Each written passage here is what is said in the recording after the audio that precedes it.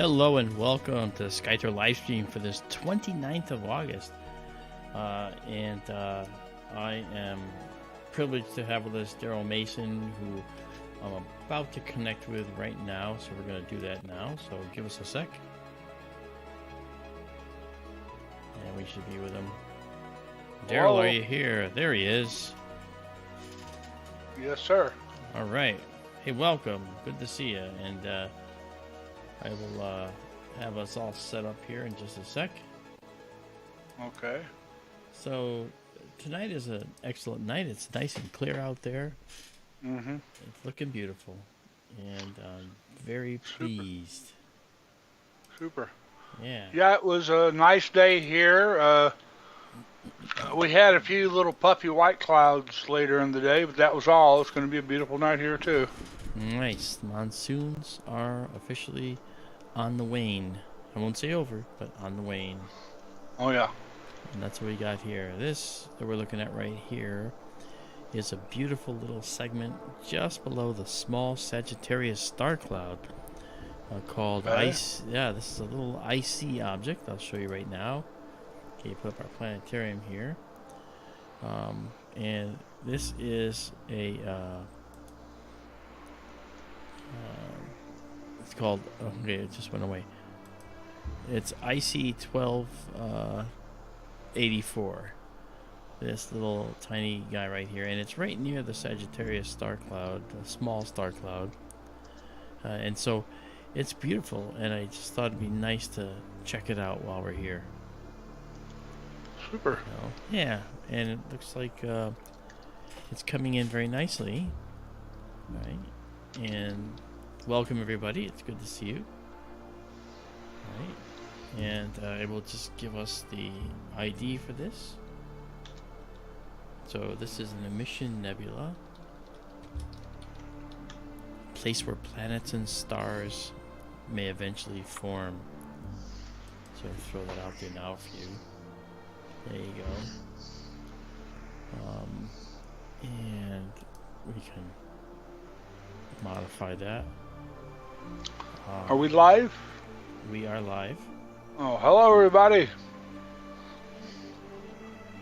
We are live. Mark, can you scoot your screen just a hair to the left? That's great, right there. Okay. Thank you.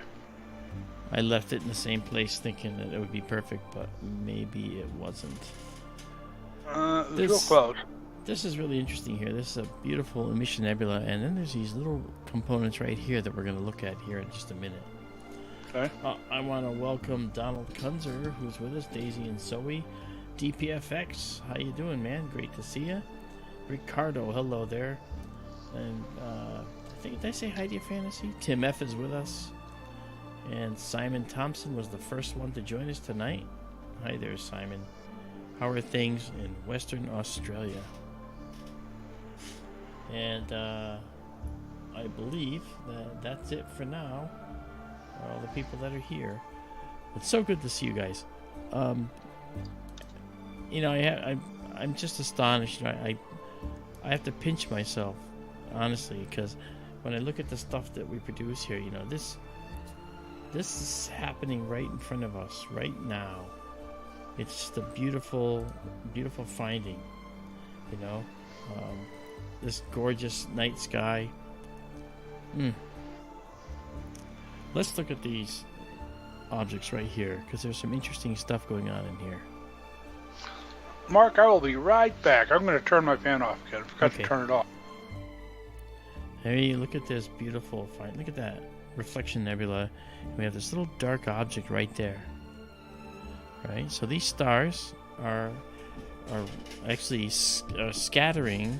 The light from the stars is being scattered by the dust that's surrounding here. This is all dark black dust. And because we're dynamically stacking right now, our images, our objects can be changing right before our eyes. So let's just increase some of the brightness here so you can see. Look at that. Look at that, Daryl, right here. This, you can see the dark nebulous clusters and clumping going on in here. Uh-huh. It's like a hole in the dark yeah. nebula. Very clearly a hole. Isn't that something? Marianne is here. Marianne, how you doing? Marianne, I thought you were going out to dinner tonight. Fantasy says, "Oh, it's the fuzz." Yeah, that black dot looks almost like a shadow or a hole. I think it's just a piece of dark nebula that's there. Yeah. Yeah, that's my feeling. I'm not sure. I'm gonna let's try and process this a little bit. Well, that would be logical. Yeah, let me pop this here. See if I can push that a little more. Let's see what's really going on in there. Really push it hard. Look at that. Wow. Mm. You know, guys, when you look at this, what you're seeing, you know, obviously is red nebula and so forth. But you see how much of the universe, in our galaxy, I should say, is flooded with this hydrogen gas. Hydrogen is the #1 most abundant gas in the entire universe. And when it's near stars, it might get ionized and glow red. And that's what we're seeing here. Oh. 75% of all the mass in the universe is hydrogen. That's right. That's right. And fourth most abundant in the universe is carbon, that which you are made from. Second most abundant, of course, helium. Next after that is oxygen, believe it or not. Oxygen is the next most abundant element. And then we have carbon, and that's, you know, it's 1, 2, 3, and 4. Huh. Look at that. That's something. So, go ahead. I mean, carbon is 6, oxygen is 8. Well, in the periodic table, yes. Okay. But in elemental abundances, I see. yeah. The atomic number is 6 of carbon, and that just means, you know, number of protons, right? 8 protons for oxygen and so forth. Yeah. And in a balanced atom, 8 electrons, right?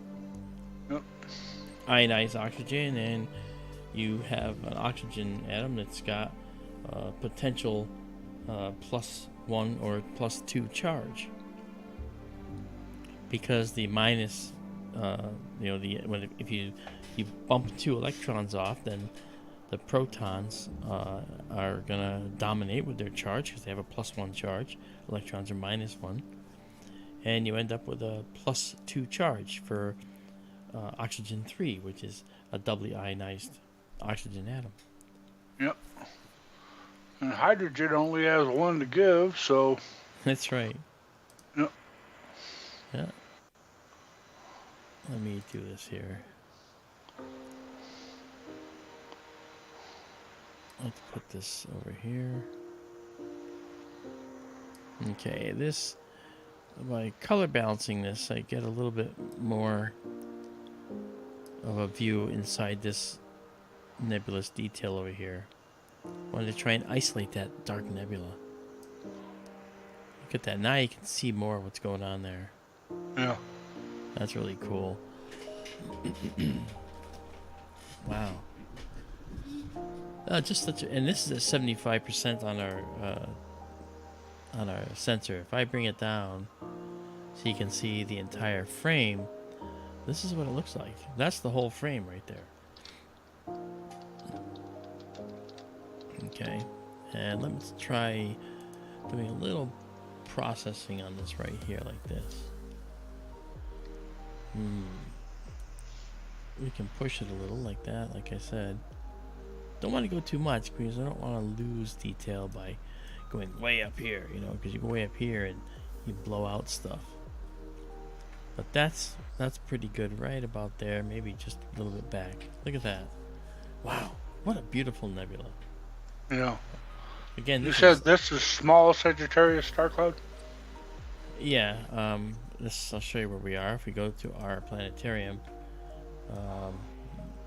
we are here in the small Sagittarius star cloud, just below it, and just bordering it on the bottom is this beautiful little object that goes unnoticed called IC 1284. IC stands for Index Catalog. Just like the Mesher catalog is M, and the new general catalog is NGC, the index catalog is IC. Why are there so many? Well, that was astronomy. Most of these catalogs are started and compiled in the 16, 17, 1800s, 1900s, even before. So this left us with, instead of compiling one gigantic catalog, we have all these separate catalogs of specific things. This is, and you can end up having more than one catalog name. This is as well. So I want to say hi to Cosmic Ray. PG is with us. Hello there. M Turner is with us. Nice to see you. Good to see you guys. If you got any requests, we've been taking requests. NPC for non-player character, I think. Nice to see you. Yeah, and NPC says, much of the summer for me, I can see the Orion constellation. In the summer. Well. From the east coast of the U.S., he says. Not during the summer. Yeah. It is a morning object this time of year. Well, actually, that's what we didn't ask him. We didn't ask him or her whether they're up really early in the morning, because they might be. No. Look at this. Give it a couple of months, it'll be an evening object. I know. And then our beautiful push to enjoy the winter sky starts. Look at this gorgeous black nebulous details. Black nebula, which is blocking the nebulas behind it here. These are not voids in the stars. These are actually dark nebula. And you can see them here. Okay, very clearly. Superimposed over the star clouds further behind them. Okay, let's just do this. Oh yeah. Alright, we've stacked 40 of these, so we're gonna pause this right now. Now why did I do 40? Well, because I started this object before I started streaming.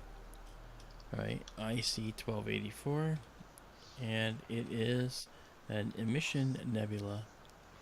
And I would put RN for reflection nebula. That's the blue part right here. And now what we'll do is we'll save this just like we see it. May I ask a question when you have a moment? Yeah, let me just save this first. Yep. Okay, and pause. We're saving it.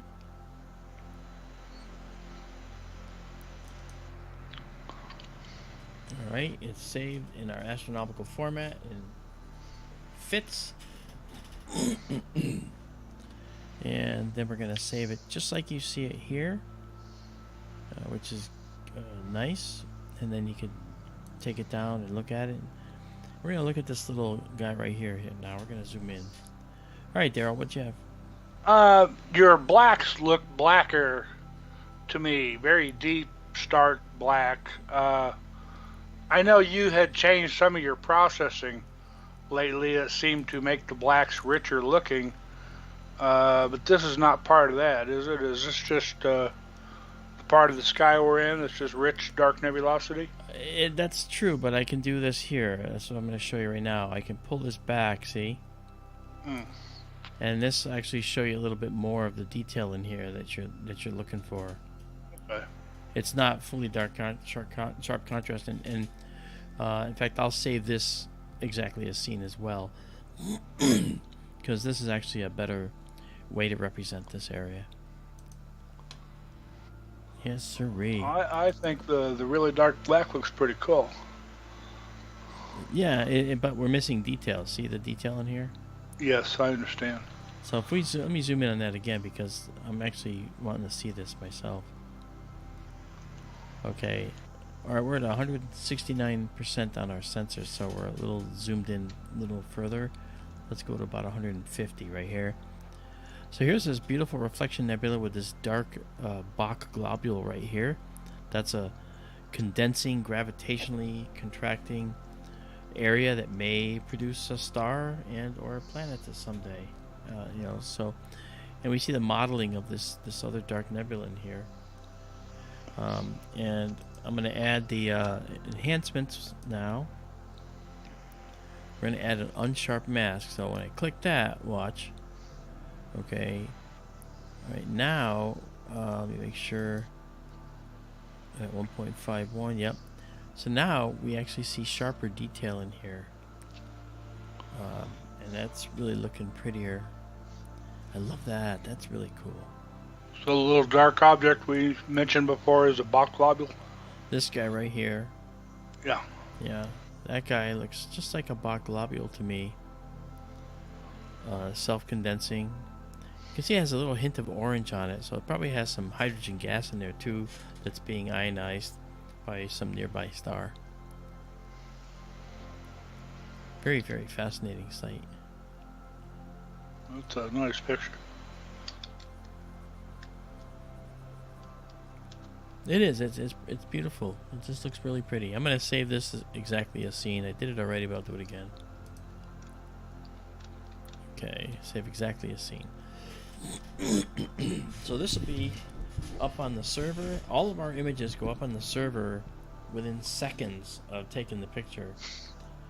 So once the picture's taken, you can go to skytourlive.com right there. That's our portal. And that portal will take you to the site, the website, and you scroll down to the next section, and it says, take me to the cool pictures, and you just click that button, and it takes you to our online database, and you drill down to the processed directory, and you'll see this picture exactly sitting in there, and it might already be up there actually. And if you keep scrolling down a little further, then it says, get photographic prints, and it takes you to a site where you can actually get them printed on canvas, on metal, on framed under glass, and just on photographic paper, so you can do it yourself. So you can actually get these nice prints as well. Marianne Robb, who is part of Sky Tour Livestream, just got 3 prints herself on canvas, 20 by 30 in size, framed canvas, and they're stunning. She looked at them and showed me pictures of them. Hey Zadarek. Zadarek's with us. Greg O'Brien is with us. Nice to see you.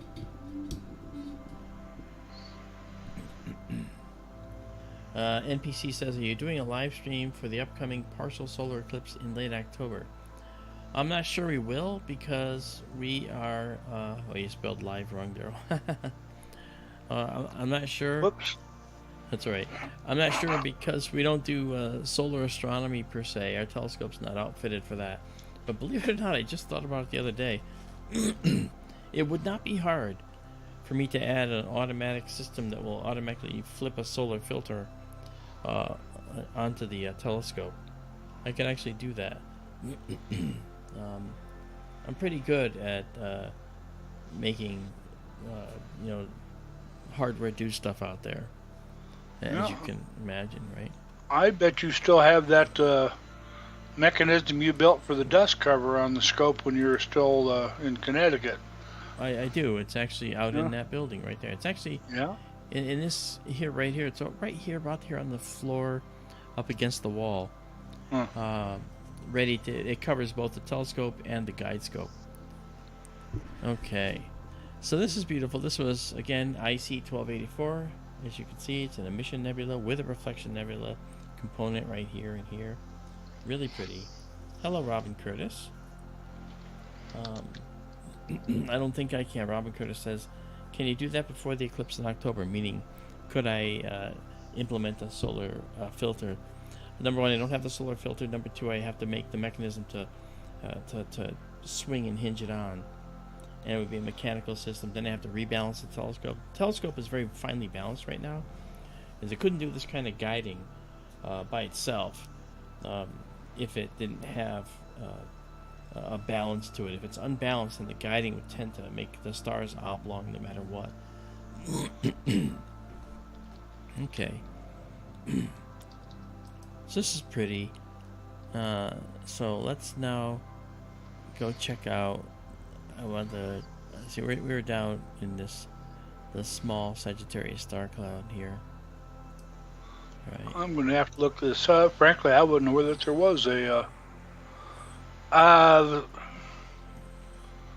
dude, Yeah, there it is. the partial eclipse doesn't look like it's even going to be visible for North America at any rate. Okay, there we go. It's Europe and Asia and Okay. the Arctic, basically. All right. Okay, so as we can see, I'll move this over just a tad. All right, there we go. All right, as we can see, we're not going to be able to see that.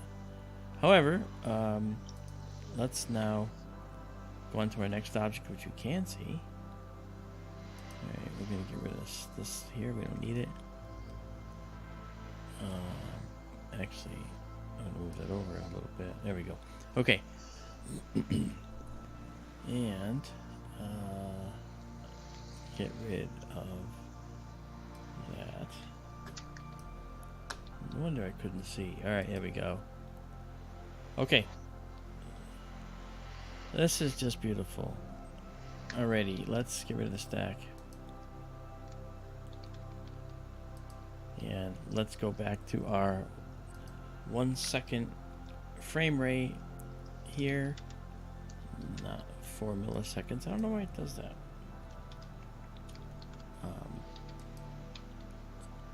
And this will allow us to go into a mode I call our night vision mode, which is this one right here. And this shows us the preview of what the telescope is seeing, and that helps us when we're trying to find things. Okay, now as far as this, we don't need a label there, so you come to me off the screen, and we'll put the next one up when we go to the next object. And that next object is going to be this right here. This is called the Omega Nebula. Now, it's also known as the Checkmark Nebula, and again, it's an area of emission where hydrogen gas has been excited by hot stars, and we're going to make our way into that nebula right now. So here we go. You'll see the stars start to move over here on the screen as we head to it. And so let me just initiate that.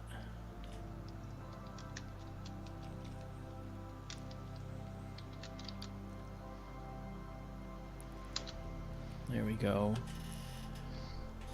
And there they go. So what this is going to do now is it's going to find a star that's nearby. Right, there it is. And it's going to center it.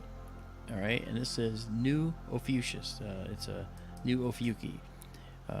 We name a lot of stars by their Greek letters: alpha, beta, gamma, delta, epsilon, zeta, eta, theta, iota, etc., etc.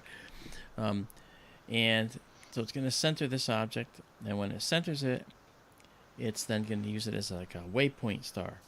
And the waypoint is done, and now off we go. And here comes the object of interest that we're looking for, because the telescope knows exactly how to find these things. And now you can see why it's called the Checkmark Nebula. It sort of looks a little bit like a check mark, doesn't it? Upside down check mark. Yeah, and Daryl has a special name for it. Well, I call it the Duck Decoy Nebula. Yeah. Most people, when they think of bird, they think of the Swan Nebula. Right. That's right. Which is kind of fun. So we'll center it up. Make sure we're centered here. We're a little I'm off closer. right now. I'm closer to a redneck, so I see a duck decoy.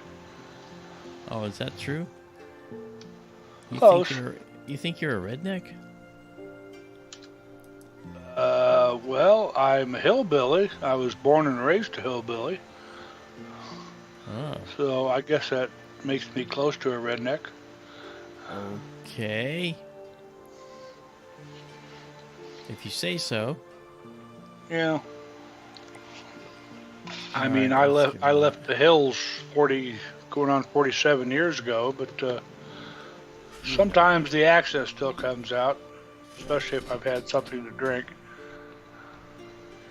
Hey, James. James is here. James 420. What's up, brother? Welcome back.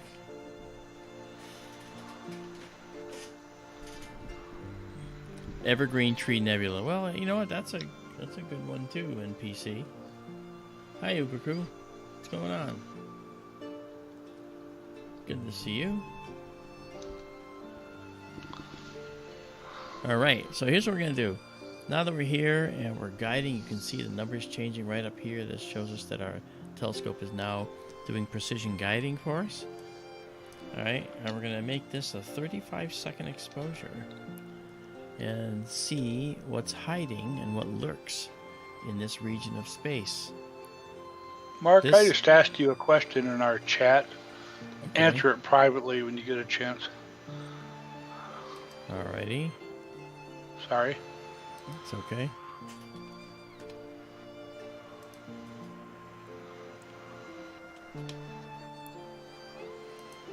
And clear this.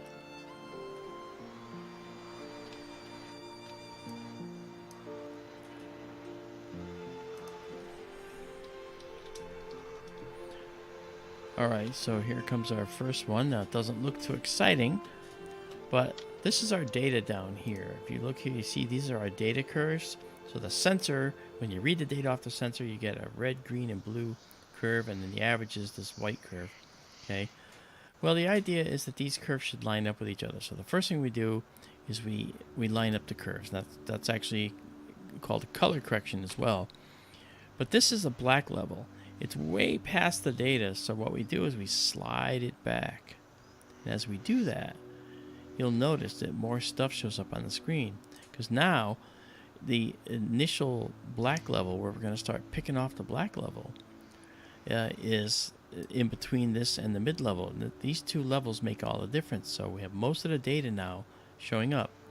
And if we move this down, you see this yellow line. This yellow line represents the actual amount of the data we're capturing.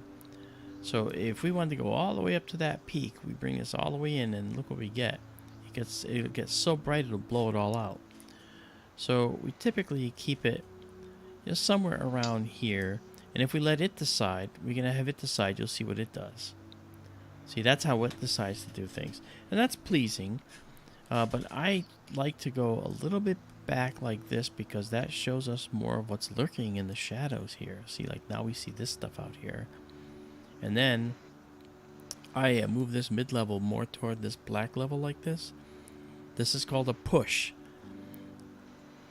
I'm pushing it, and that starts showing us a lot more detail, and then I can now take that black level, slide it more to the right, and it's going to actually do two things. It's going to increase the contrast in the image while showing some more data.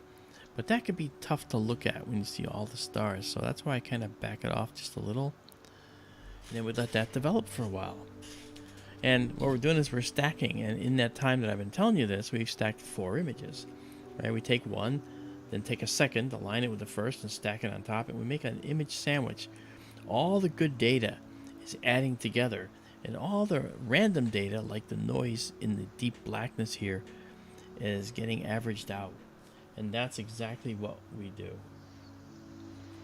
NPC says, wow, so amazing looking. It is. It's a beautiful location.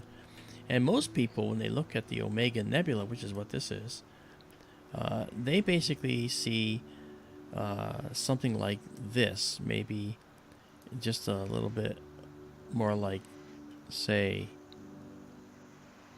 like that. In a moderate telescope, this is what you can expect to see. But you see this, all right, in a bigger telescope, and in a better telescope still, you can see something like I'm showing you here. So I guess that means this is a better telescope still, right? I guess that's where that's going. I didn't mean it that way, but that's how it came out. So yeah, our telescope is running 25 times faster than a typical telescope like this one you see up here in the building. Okay, it's a 10-inch telescope, and we've modified it substantially so that we are now running what would be a telescope that should be running at a focal ratio of 8, f8. If you think a camera, f8, 16, 22 is the size of the opening, right? F8's like this opening, and then 16 is smaller, and 22 is smaller still. F2 is a very large opening. We're running at f2 on this telescope, so we capture a lot of light very quickly with our system. You know?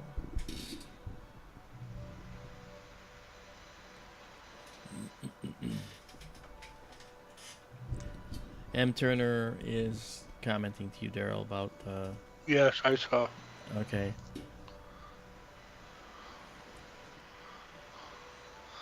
No worries. Cool. So yeah, if you notice, okay, we've stacked 8 of these, and we've got some beautiful detail in here. And the nice thing about this sensor, what we're using, is that it has what's called high dynamic range. If I pull down that data curve, that overexposed center becomes visible to us, and that's preserved when we send it up to the server. Look, this detail, this beautiful, look at that, oh my gosh, that's gorgeous. Yeah. This beautiful detail is preserved when we bring it up to the server. If we want to see the stuff that's hanging out on the sides, well, then we do slide it in like this, okay?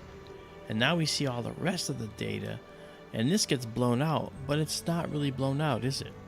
It's just, for the moment, blown out because we're looking for the faint data, the faint nebulous detail around the outside. So that's very helpful when we do this.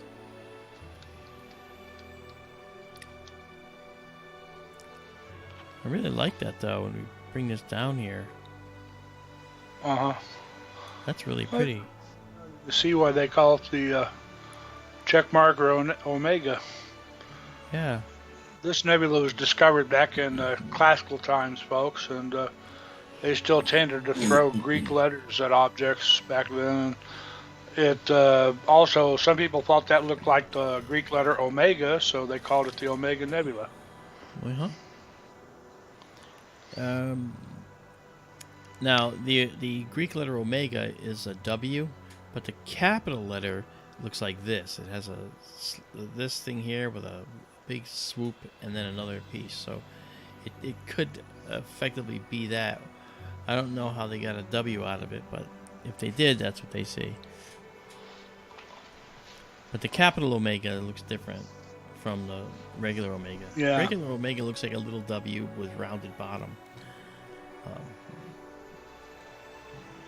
This fantasy said omega is like an O with 2 arms at the bottom. Yeah. That's right. The O doesn't complete itself though. It comes down like this and then stops and then goes out. It's like an open hoop with a foot on either end of it. Yeah. This is pretty. Really pretty. It is. Yeah. I did a focusing run too, by the way. As you can tell. Alright, so let's let it tell us what it likes. So that's what it likes to see. And I tend to bring out more of the detail. Look at that. You gotta love it, folks.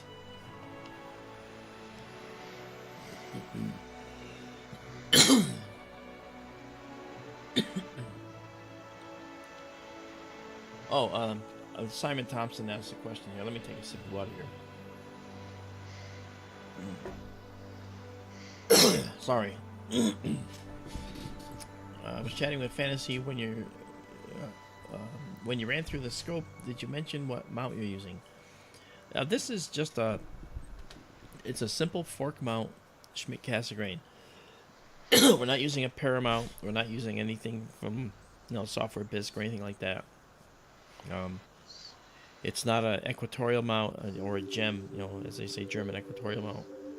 It's a fork mount, but it's really it serves our purposes. They're not the best mounts, and we are looking at putting this on a better mount.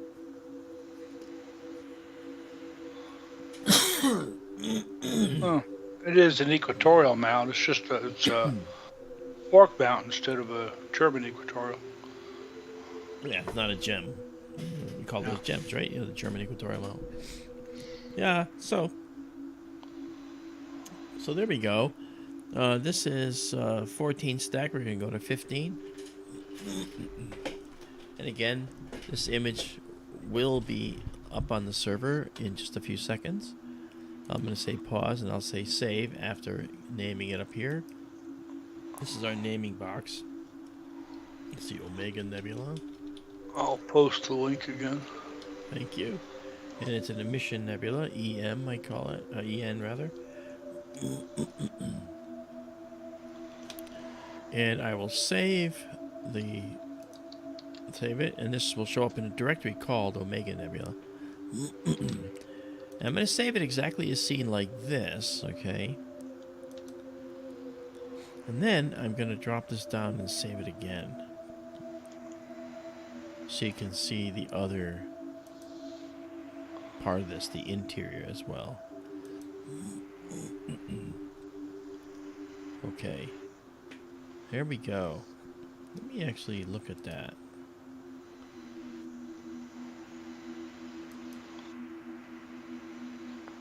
Yeah, see? That's what it looks like when you save it the way I just saved it. And that'll be up on the server along with the previous image where it's actually looking more or less like this with a little bit more of a push toward the center. Like that. Okay. So that's good. So we'll get rid of this now and go to the next object.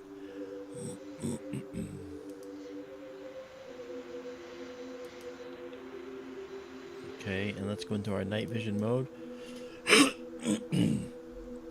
This is a 1 second exposure. So you can see oh, there's a satellite going through the image right there. There it is.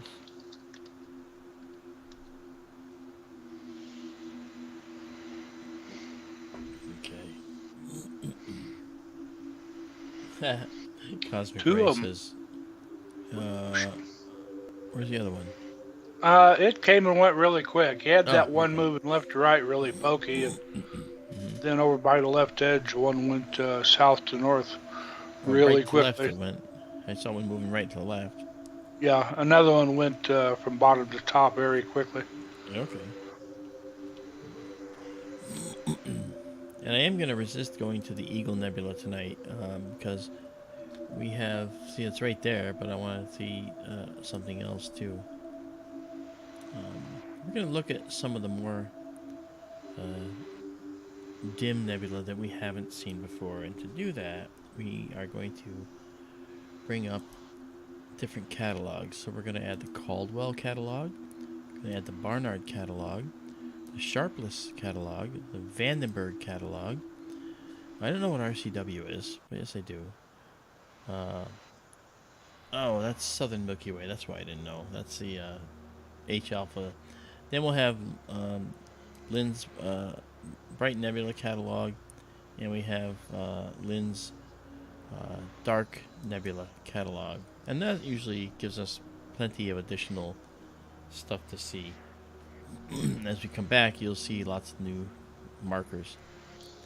So there's plenty of things here. We could spend days in one area, but that gets boring for you, not for astronomers like me, but Okay, I was thinking actually I want to take a look at this region right here. It's north of the Eagle Nebula, and I'm actually going to tell it to just go to that region. Alright, and there it goes. It's on its way. I didn't pick a particular object. Well, it's a satellite. It was not moving in the curve. The telescope was moving and made it look like it was in a curve. Hey there, Deep Quake 9. How you doing? Justin T, what's up?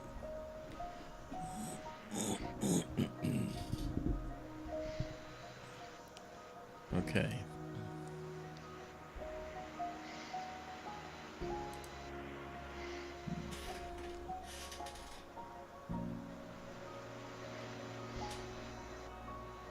Let's see where we are.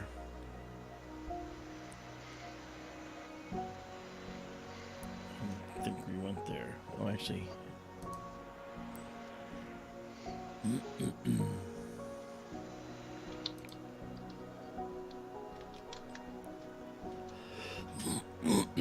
Okay, we're going. Sorry for my cough. I inhaled some water by accident. It's not usually a good thing to do. Okay, we're slewing with some precision to back to new Ophiuchi. And it's going to center it up. There it is. And then it's going to take us to this spot just north of the Eagle Nebula.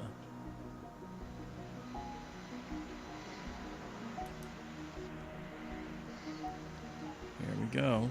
And you'll see our telescope crosshairs if it can find this area. There we go. Our telescope shows up in this area. There we are. So the Eagle Nebula is down here. You'll see some red nebulous detail here, but I want to check out what's above it. Alright, so this is going to be a 35-second exposure. We're waiting for our guiding to start, and it has.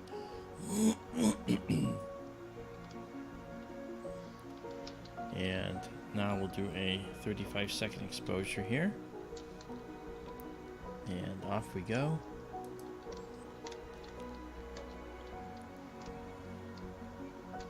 And you'll see this.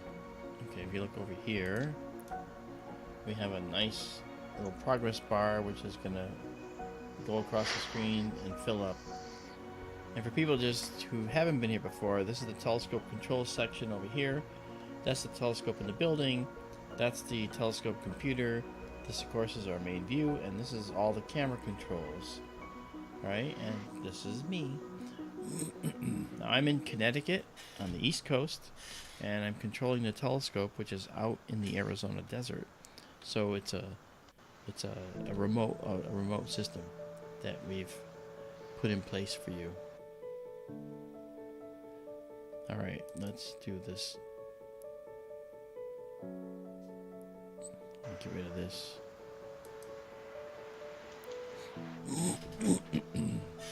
Big props to Mark. He came up with the whole system to build the remote observatory.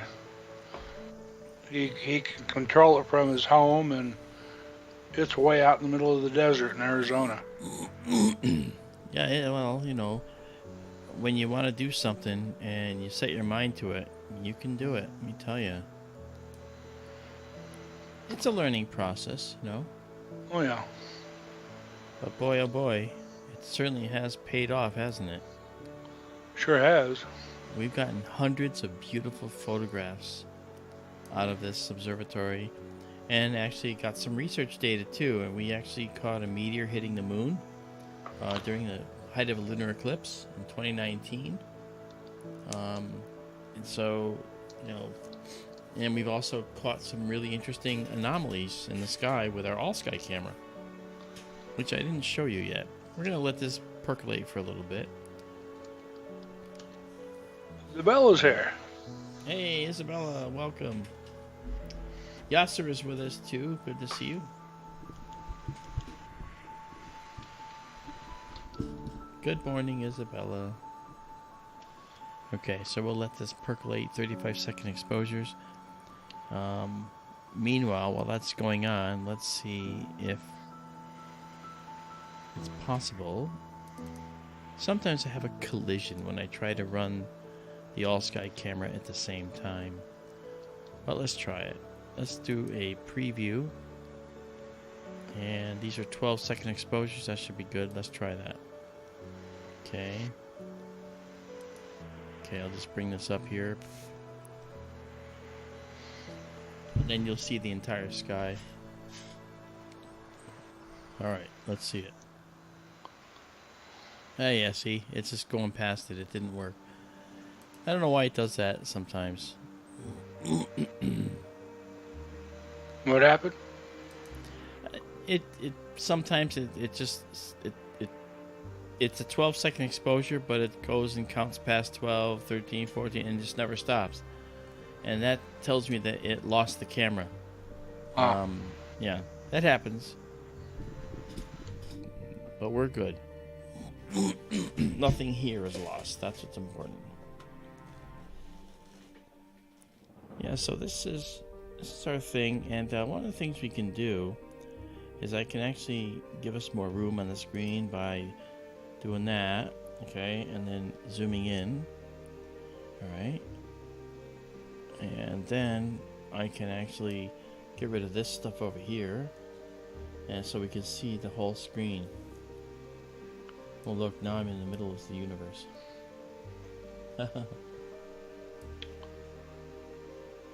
That's cool.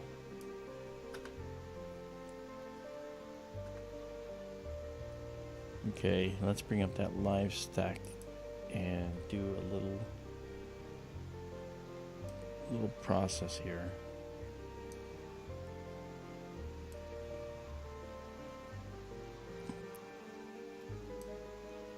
Here we go. Let's dock that up again. And I'll bring back my telescope here. Okay, there we are. So this is the region just north of the Eagle Nebula. And okay, Cosmic Ray. Okay. I will show the Eagle Nebula. We'll go to 8 on these. We're at 7 stacked right now. You can see right here. Right there.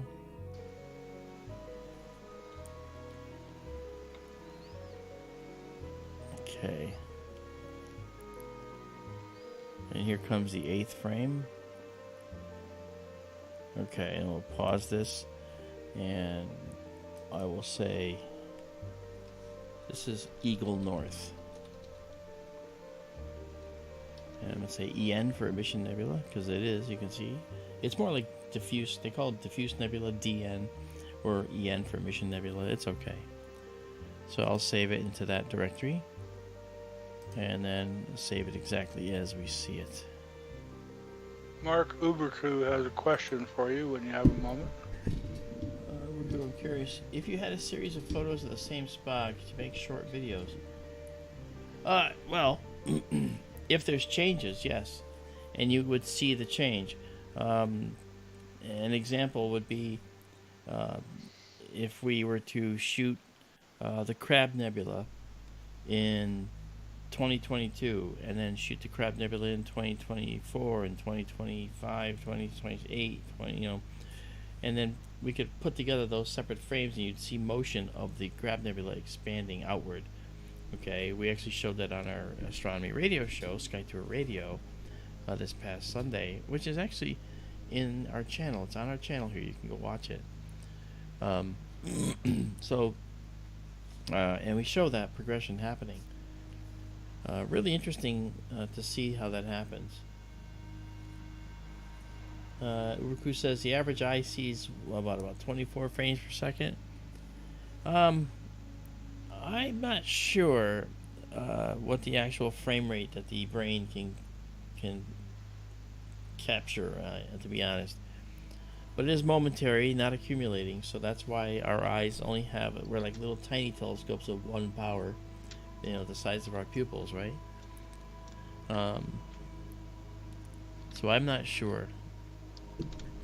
But our eyes are definitely very limited. Yeah. Donald Kunzer has a question.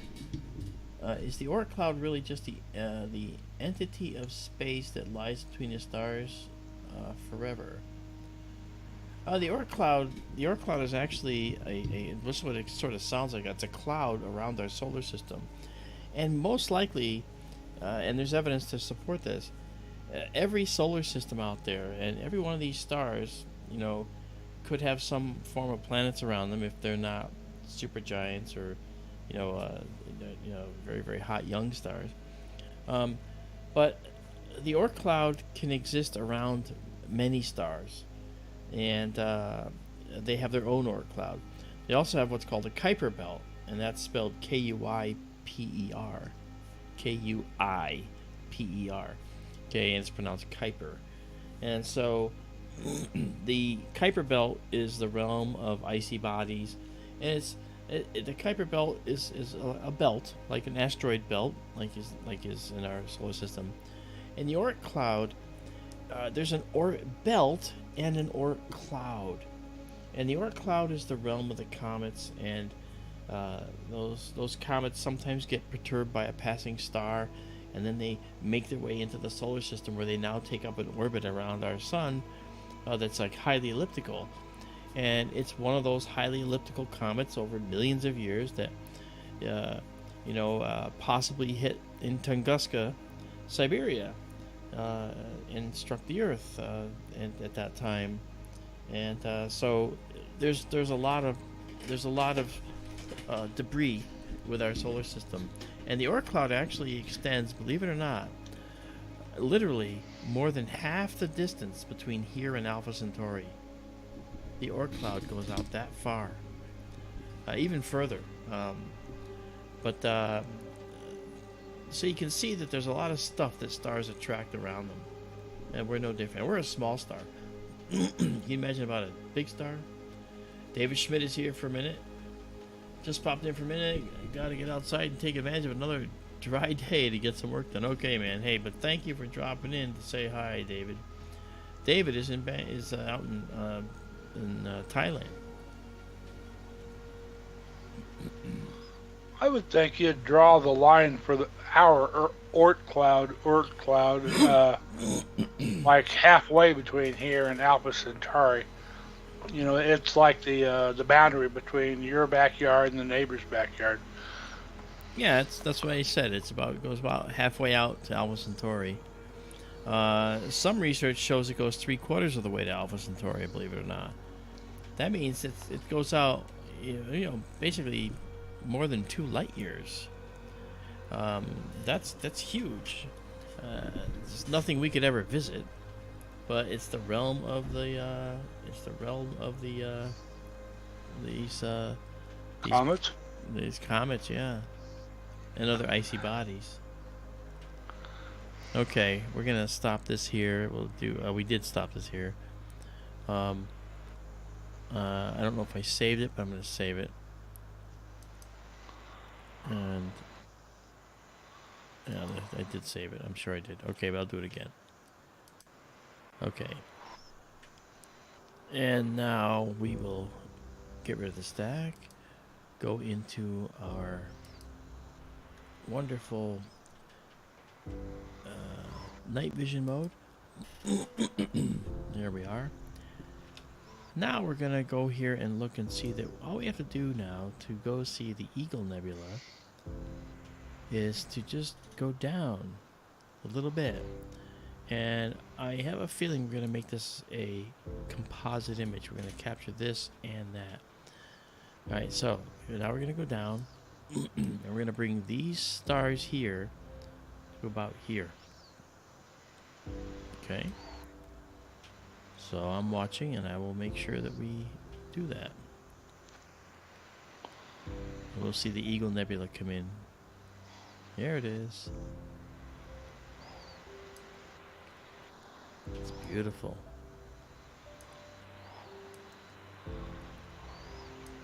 And we're at 40% on our sensor, so we can actually... this is good right here. So if I go like this and show the true distribution of it on our sensor, you can see that we're actually in good shape. And there's actually an awful lot of stuff out here, so this is good. We're actually going to come down a little more. And cosmic ray, I said no I wouldn't, but As you can see, I am. So you were right. You were right. Deepquake 9, thank you. Deepquake 9 says, really appreciate the education.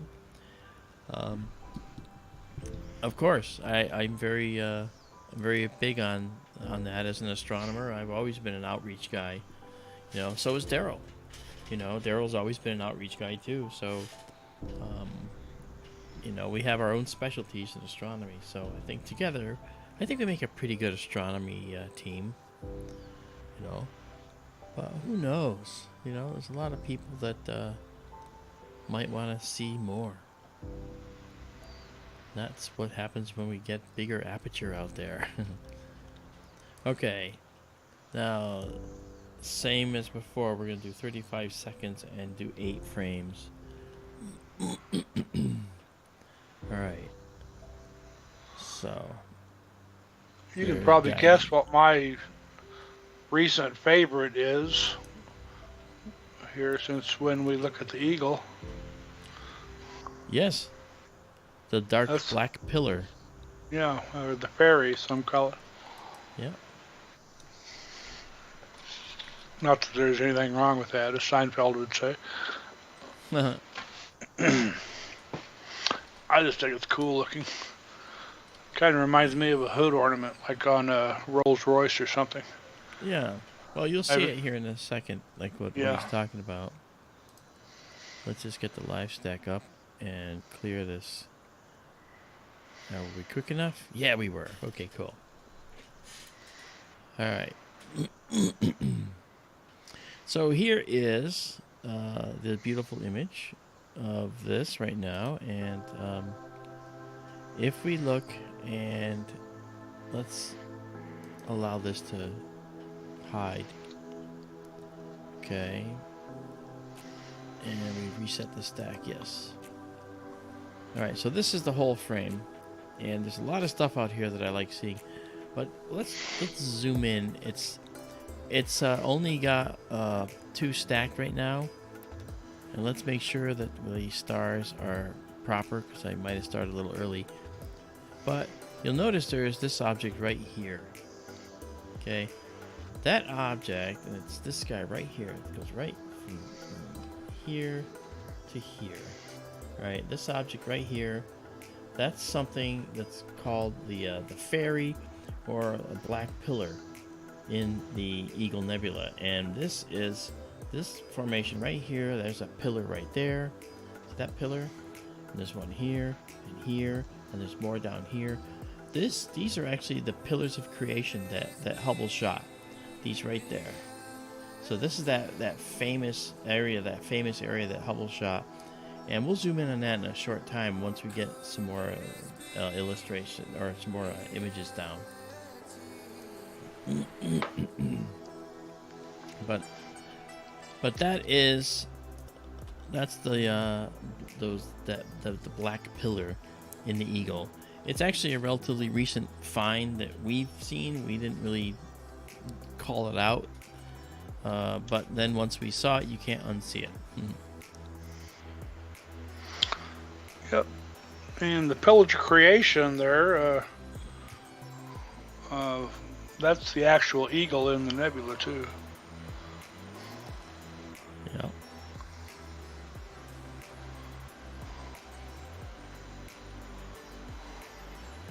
Yasser says, can't believe I'm actually looking at it. Wow. Well, you know what? We'll take that as a compliment, Yasser. Thank you. This is exactly why we do this. And I'm gonna see what it wants to do for the processing. Let's do some processing here. Okay. I'll put myself back in the corner where I belong.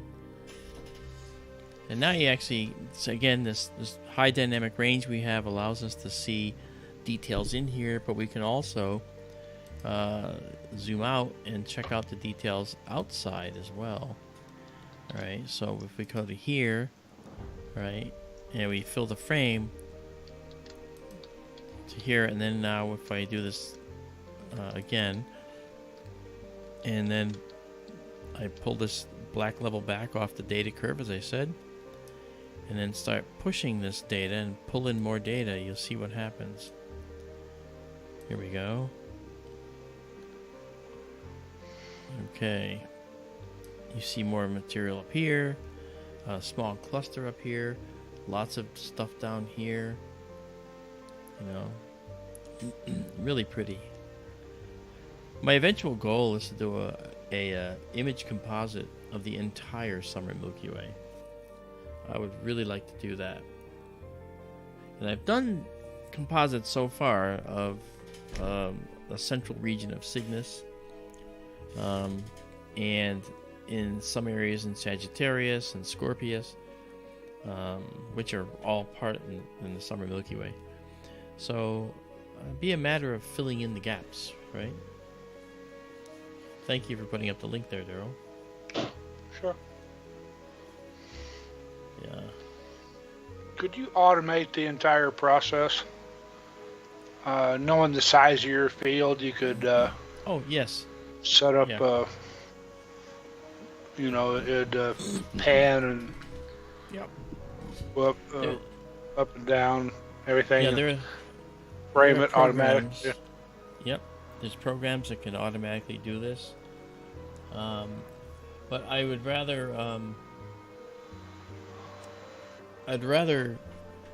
do it manually, because that way everyone here, all of you guys, can watch it live and see it happen. Otherwise, we're just sitting back and letting the telescope basically do its own thing while we're just sitting here twiddling our thumbs. This way, we're all involved and we're doing things with the telescope. But yes, the telescope is fully automatable. I could make it automated to the point where I don't even have to do anything. I can go to bed and wake up in the morning and it's all done. I can automate the dome opening, or the building opening. I can automate what I want it to do for that night. If there's a weather station available, which I'm going to be installing soon, then it'll look at the weather, make sure it's not cloudy, open the building, start up the telescope, initialize everything, find the objects we want, and it can go take all the pictures. And meanwhile, I'm sound asleep. And then in the morning, I come down, the building's closed, and I look in the database and say, oh, it did some stuff last night. And so it can go to that level if I wanted to. But, it's one thing to lose the excitement of looking through an eyepiece, okay, which is what all of you have foregone here.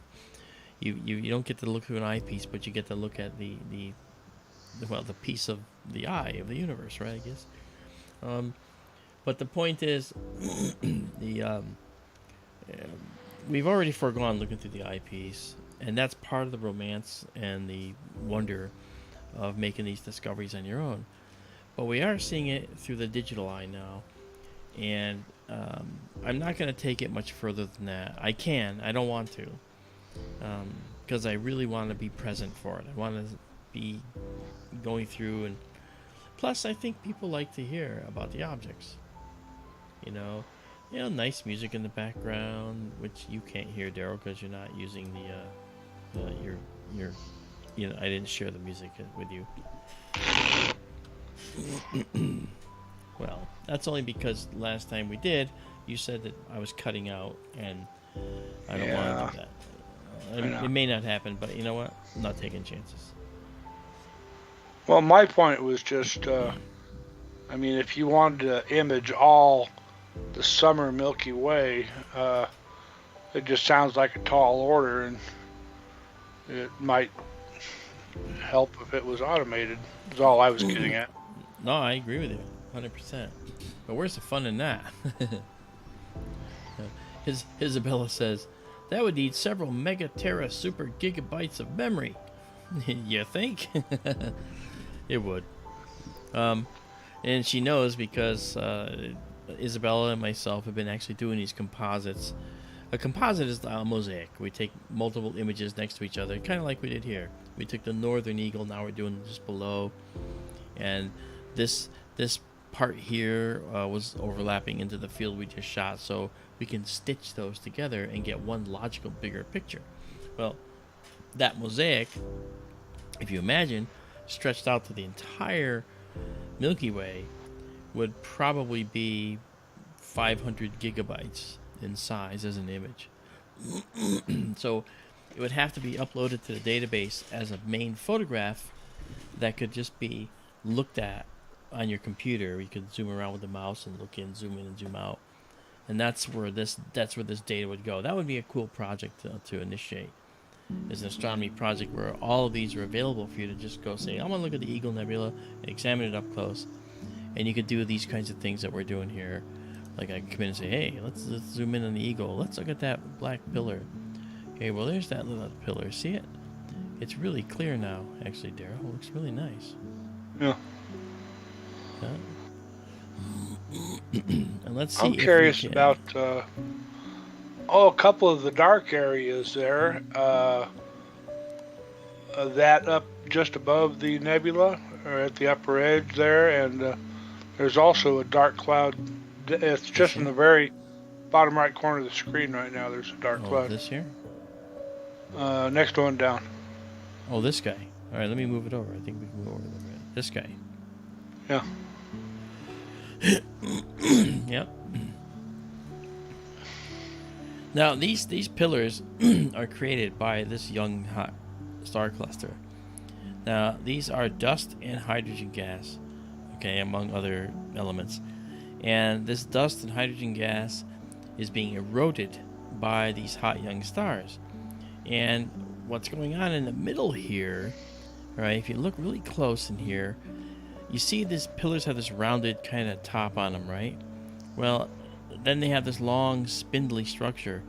Well, they're long and spindly because this is more resistant to being eroded by the stars because it's probably denser, more compact. And so it's protecting what's behind it. And so we get a long area behind this stalk that is protected from the star's stellar wind up here that's actually pushing radiation down. And the same thing here. So these stalks survive because of that. But at the very end, it's only because, and the only reason they're not dissolved is because these ends are more dense and other things are going on there to prevent them from being eroded away.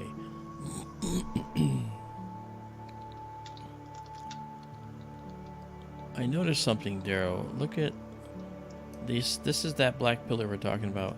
Look at this nice, beautiful little reflection around this edge. I'm sorry, not reflection, emission. Yeah, I mentioned that before. That Yeah, I believe cool. that actually makes the wings for the fairy. That's correct. It's like, you did mention that's, this. they're on her back. Yeah. She's sort of facing down right now. Yeah, let's see if we can... Let me see if I can increase the contrast a little bit and pull out more data. Okay, let me back out a little bit because we're over 100% on our sensor. Look at all the convolutions and knots in this. This is gorgeous. So much better than what we were doing in the past. This telescope is improved in leaps and bounds. It really has. You know, every time I visit, we add something different to help increase its capabilities. And we've got a beautiful system now. Let's do this. Let's push, push, push. Okay.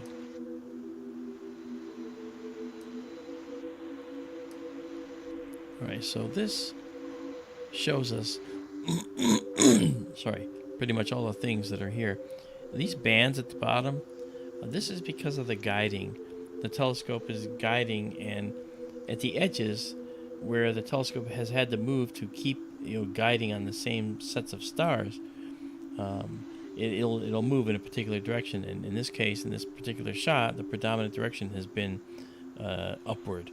So it's leaving this little tiny dribble behind it, actually downward.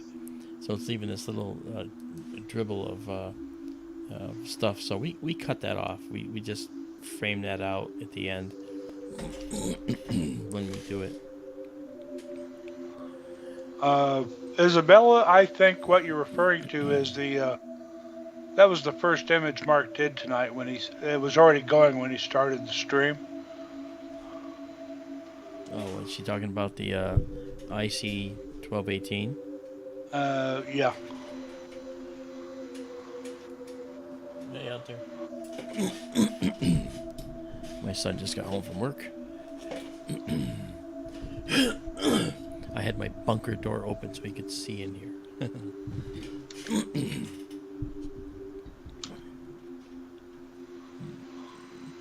For those that don't know, my office is actually a World War II battleship compartment. I have portholes for windows. I have a hatch to come in and out of this office. I do a lot of work for the Navy, so that's why in my other work that I do.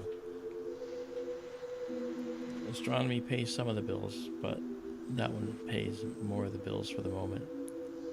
But I'm going to be doing astronomy full time, hopefully, before long.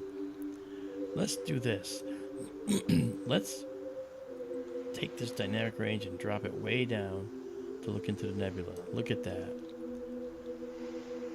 Now you can see these pillars so much nicer. Look at that.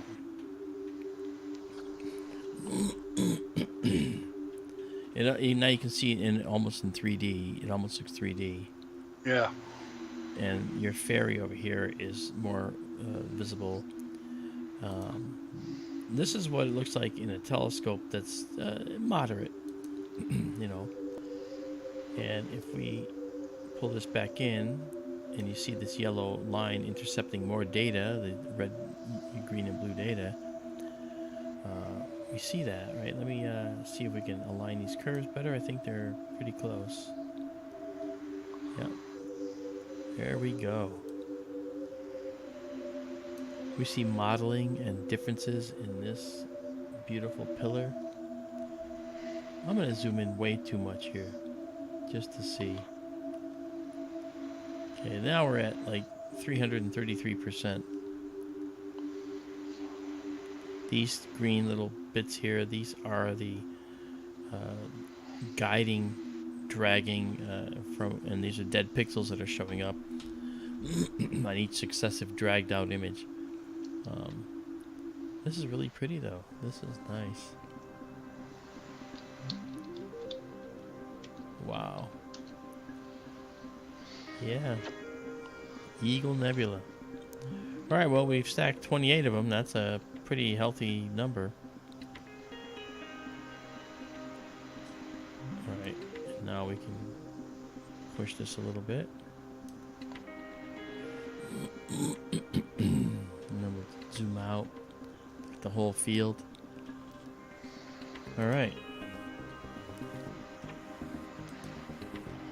Okay, we have 29. We can pause it here.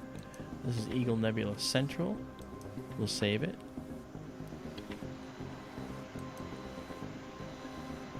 And when we do compositing and mosaicing, it's important to actually do the same number of stacks. The one I did up there was I did only like 7. That's okay. It'll give us an idea. Alright, so that was pretty cool. I really enjoyed that one. Eagle Nebula is stunning. It just has a lot of character, a lot of personality. Daryl likes it. I like it. Everybody likes it. Yeah. Yeah. Okay, so now...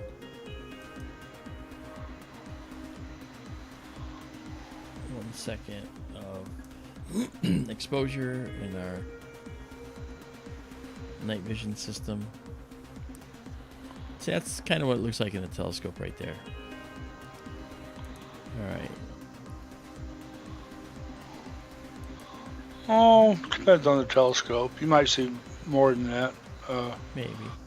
Big difference is you wouldn't see the color in a telescope. No, yeah, you're right. unless it was a Unless really you big take a, telescope. yeah, and then it's only you see some greens, and maybe you'll see some reds Yeah. if you're lucky.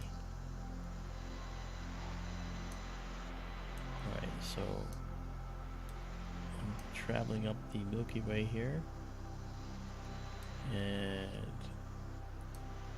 moving out of the Sagittarius arm of the galaxy as we turn our eyeballs toward more overhead and northern areas, okay? And that will show us some beautiful differences. This is a different arm of the galaxy we're looking in here. Yep. One thing that we haven't done lately is it's hard when we're at the zenith because the whole, all of it wants to spin around, but I got it figured out now.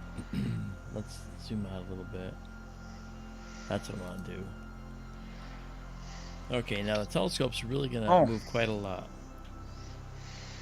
What's that? I said, oh, the cocoon. You got it. I sent you an A-pod of this day or two. It's really right. deep. Yeah. Okay, here we go. And we're on our way. High precision slewing, and watch the telescope's going to go way up toward the back, and it's going to lean back a little bit. All right, and it's probably going to go to Deneb here. I would imagine it might use Deneb as the waypoint star. Looks like that's where it's going. No, maybe not. It could be going to... Let's see which one it's going to. It still could be Deneb. Oh, Zeta Cephei. Okay. Zeta Cephei is down here. That's this star. That's in Cepheus. It's actually right near the elephant's trunk and a bunch of other really cool nebulae that are really fun to look at. So once it gets that centered, it will then okay, so here we go. Now it's going to take us, and it's going to put it right about there. There we go. That is called the Cocoon Nebula. This is a region that's really fascinating, as we'll see. This is a string of dark nebula, and at one end, a star had formed in there, possibly more than one, and ionized a sphere of hydrogen gas around it. And hydrogen can ionize out to a certain distance, and then the radiation is not strong enough to ionize. And this is an example of that ionization radius right here. And so we're going to just go check it out. So let's get it over on the screen. I got to move it over because it's going to have a black trail that goes all the way off the screen. It's really cool. I haven't checked this out in a long time, so it'll be really interesting to see how it looks. Probably last year. Actually, I think it was long before I did the final collimation process on the system. Oh. So this will be a nice image. And we'll just move up a little bit and over a little bit more. Because as I said, you can see it now. You can see the black dust trailing off here. I can't wait to do the iris again. That should be nearby, actually. Yep, getting to that time of year. Yeah, okay, we're going to do a 40-second exposure here. Alright, and just one shot. We're going to do a 40-second stack here. Alright, so here we go. Alright, so this is going to be a really pretty shot That's one last look at the eagle. Look how rich that is. Isn't that beautiful? Just, I just love that thing. Okay, let's clear it. It's up on the server already, I'm sure. We'll dock this here. And we're going to see the first image of the Cocoon Nebula here in just a few seconds. I'll make sure the guiding was good. If not, I'll clear it and do it again. Okay. Now let's process that. Cool. Yeah, that's really pretty. And let's zoom in a little. The cocoon also has some reflection nebula components. So see a little blue in here. You see some black lines in there. Let's actually reduce the darkness just a little bit. Okay. And it goes all the way over. You know, you can see that how that's trailing off. And in this one satellite. Yeah. In this one part here, you can see that at the end, I mean, this can be coming toward us or going away from us. It could be snaking around, you know, toward the inside, toward us or away from us, out of the page, into the page, I mean. So a lot can be going on here. But man, that's just something else.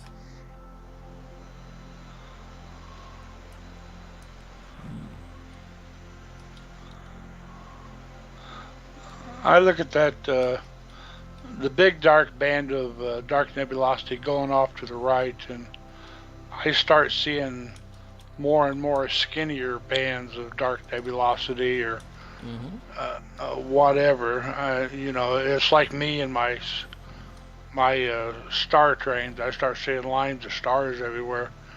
Yeah. I start seeing dark lines also. Yeah. Well, this is the cocoon, as you'll see. I'll push that out there for you. Cocoon Nebula is an emission nebula with dark nebula. You can see the dark nebula, obviously. And now that we've stacked 3 40-second exposures, we can start to poke around for some details. So let's do that. Let's richen this up a little bit.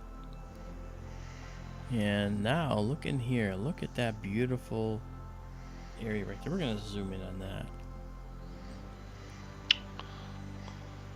Look at that. Cosmic, to see what's behind the dark, we'd need an infrared telescope like the Webb.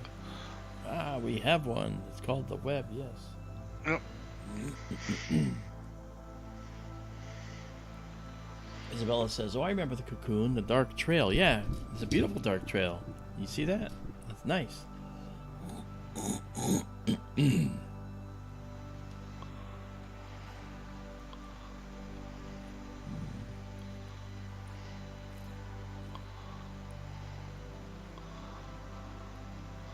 Says, really... I looked at the stars and all I see is potential. Yeah, you're right. Plenty. Notice this. This is probably the best image of the cocoon we've taken in this observatory. Look at the convolutions in here. This is really, really amazing. It's only a 40-second exposure, guys. What does it want to do? It wants to do that. And that helps you see it better, yeah. That's really pretty. Let's bring some more data in. There we go. Oh, look at that, Daryl. Look at that.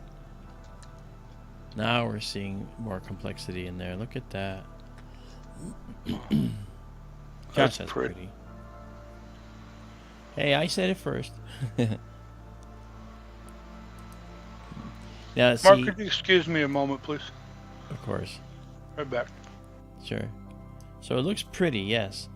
But what I see when I look at that is I see star formation, possible planet formation, and maybe someday life or a habitable world. Not right now, because it's very, very hot in this region of space. And think of this as sort of a ball.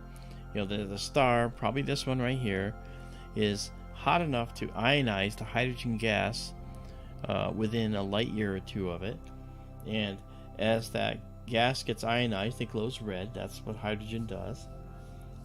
We've talked about that process before. That's ionization followed by recombination, where the electron gets kicked off the atom and it absorbs energy, and it gets really energetic and pops off the atom, and then it bumps into things out there, collides with things in the interstellar medium right nearby the atom, and then it loses some energy, and then it starts to fall into the atom, and it cascades down energy levels because there are discrete quantum energy levels, which is where the word in science quantum mechanics comes from.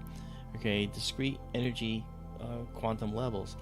And in the case of a hydrogen atom, the electrons fall in back into the atom, and they land at various levels throughout the interstellar medium. But the predominant one, the one that we see the most, is the one where the electron drops to the n equals 2, numeral 2 state. And that brings forth an emission of light. All of them emit light. When they lose energy, they emit light, giving off light. Energy can't be created or destroyed, so it comes off in the form of light. And when it falls into the atom again, the predominant level they fall to are n equals 2 when these electrons fall back in, the single electron for a hydrogen atom. And the combined effect of trillions of atoms doing that means that the predominant color in a nebula is going to be red. And that's what we see. All right? And that's why these nebulae are all red like this. God, I'm astonished. This is better than I've ever seen this. Izabela, I'm sure, can appreciate it because we looked at this at one other time. You know? Hey, Cosmic Ray, I want to thank you for being informative and handing out information, saving us the trouble. I really appreciate that. You know, he makes comments about the things we're looking at, which are very cool. I appreciate that very much. And CND Boy is here. How you doing, man?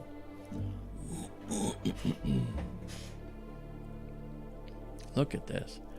All right, we have 11 stacked here. Now you think this looks like an amazing nebula. Just you wait. The next one is going to blow you away. And I'm not kidding. It's going to blow you away. It's actually been a featured object that we've taken many times, and people have not only bought and purchased, but man, they have done some cool things. Oh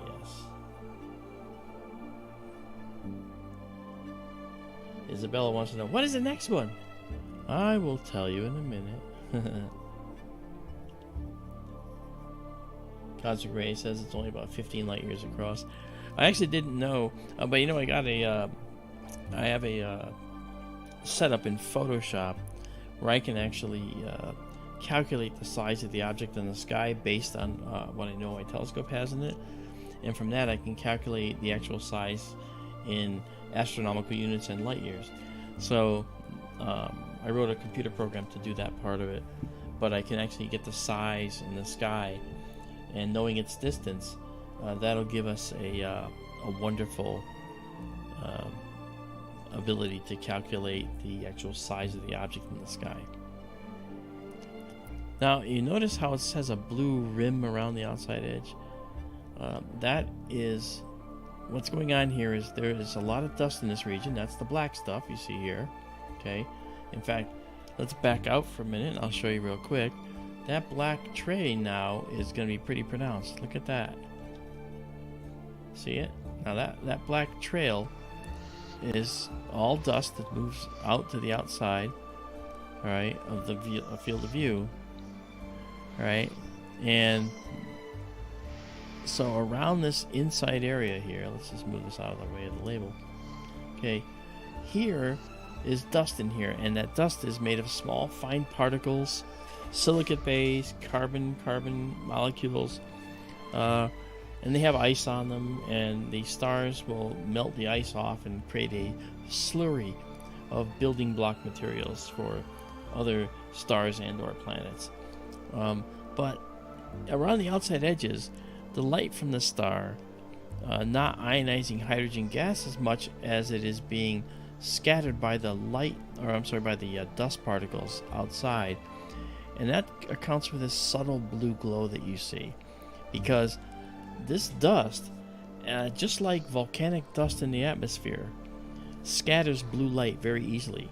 That's why the sunset looks red, because the blue light is being scattered out of the sunlight coming to your eye, because the sunlight's really white, but it's mostly being scattered away by in our case, in our atmosphere, the nitrogen and the oxygen atoms are scattering the blue light.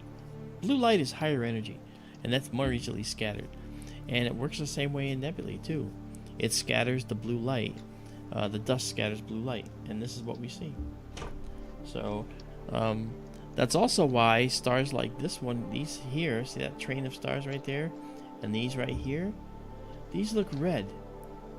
And the reason they look red is because, first of all, they might be white, okay, but they look red because they're embedded in this black dust. And the black dust is doing to the light from those stars what a volcanic eruption dust in our atmosphere does to our sun's light. It reddens it. So these stars that are buried in dark nebula will have a reddish hue to them, even if they're not really red when they're outside the nebula. The nebula is causing their light to look red. I think it's interesting, the reflection nebulosity also follows down into that dark band there, going across the right side of across the face of the red nebulosity. Yeah, right there. There's a couple of very distinct clouds of it there, yeah. See that right there? There's another one. I think you're just talking about that. That's a blue reflection nebula right there. So you can imagine, again, you're looking at the universe, which is in 3D. So seeing the universe in 3D is something that we can only imagine because we just see it projected on the face of the sky. You know?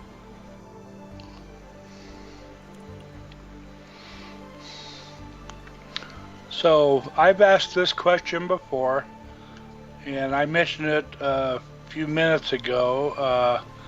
I see a narrow dark band pointing from the bottom up slightly to the left from straight up, down at the bottom of the image. Oh, okay, down here? Over to the right.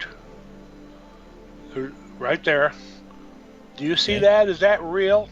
Is right that here? just yes, that dark line running up and slightly to the left. To the left or the right? To the left. This is coming. If you're talking about this dark band I'm outlining, that's going down below and up to the right. Well, it's connected to that, but it's going up and to the left a little bit, just slightly. Okay. You talking about this? Yes. And I it think goes that's almost all the way up to that little triangle of stars. I think that's real.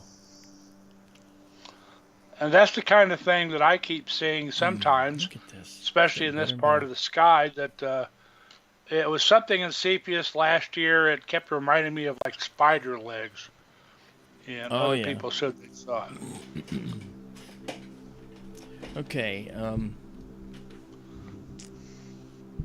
we're going to do 21 exposures here. This is good. This is really nice. It is. We're going to come over here now and change this name here. And it's an emission nebula and dark nebula. And I'll just put a space in there. DN for dark nebula and RN for reflection nebula. Okay, and now we'll save that. Oh, this is beautiful. This is probably my most favorite view of the cocoon ever. You know, I think now that we know what it is, we can pull this out for you. Slide that out. Okay. All right. So now, Kind of reminiscent of the Trifid almost.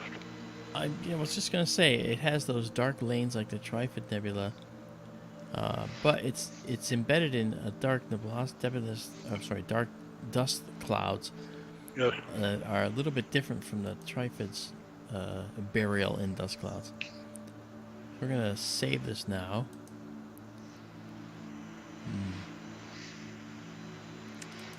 And The universe. What? Just the appearance is much like the Trifid to me. Yeah, it is. The universe is my church. I can tell you that right now. I look at this, and I'm just astonished by the universe. It's just magical to me. Let's see what it wants to do for processing. It's going to drop it down a little bit. Yeah, see that? Okay, so what we're going to do is bring that back up. Bring that back up. Okay. Drop it down just a little bit. And I'll save it exactly as seen this way as well. Okay. All right. Anyway, this is beautiful. So now what we'll do is we'll get rid of this. And I told them, Daryl, that we're going to go to another object that's going to be hands down unlike anything they've seen. It's going to be stunning. If they think this is beautiful, the next one's going to be absolutely outrageous. So I'm going to go to that now. So we'll let them keep guessing. Surprise me. You'll know. But don't say it. Okay.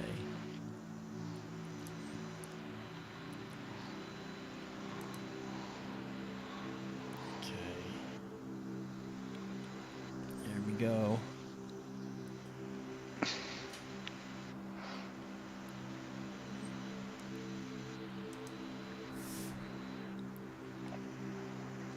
I'm not sure which star it's going to go in here. Rubiku says, anyone else see a string of stars about 1.5 inches left of the display histogram stretch box? Sorry I missed that comment, Rubiku. But yeah, that there are really interesting strings of stars that do seem to show up. Okay, we're centering here, and then we're going to move to our object. Here we go. I see strings of stars all the time, Uberku. Yeah, he does. Okay.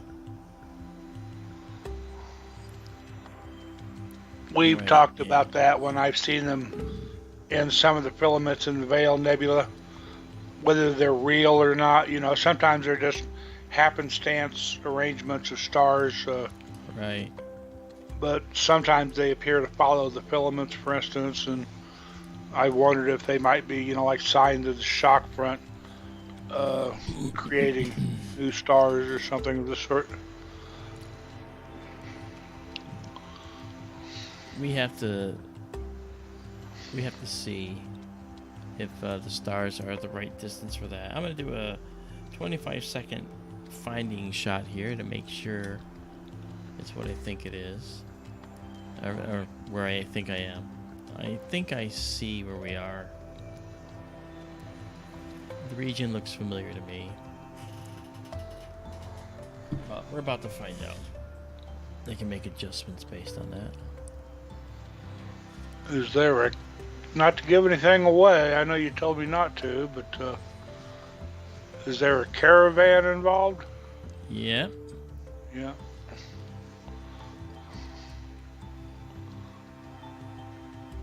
Okay. I don't think I gave anything away by that. No, not at all, actually.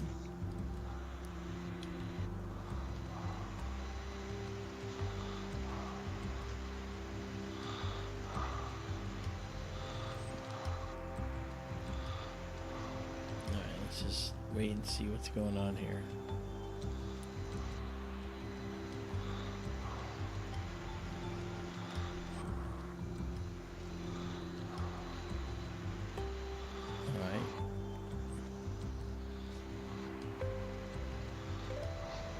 Okay, there we go.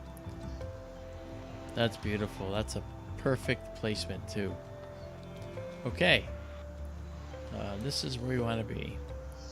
So we're going to change the exposure to 45 seconds. And we're at 250 gain on our camera settings. So this makes our camera settings be the equivalent of a very powerful, not telescope, but powerful camera setting. I'm doing 5 things at once, sorry. I'll clear this for now. Alright. And now we'll do it again. Yeah, the gain is the equivalent of the ISO, or the sensitivity on a sensor. And the gain is right here. You see it right there. It says gain, and right now it's at 250. That 250 can go up to about 600, right? And the most important thing is our exposure time right there. Okay, right now we're at 45 seconds, right? And so we're going to get a 45-second exposure to show up here, right? And let me just get comfortable down here again. And when it pops in, we'll be able to make a quick adjustment to it.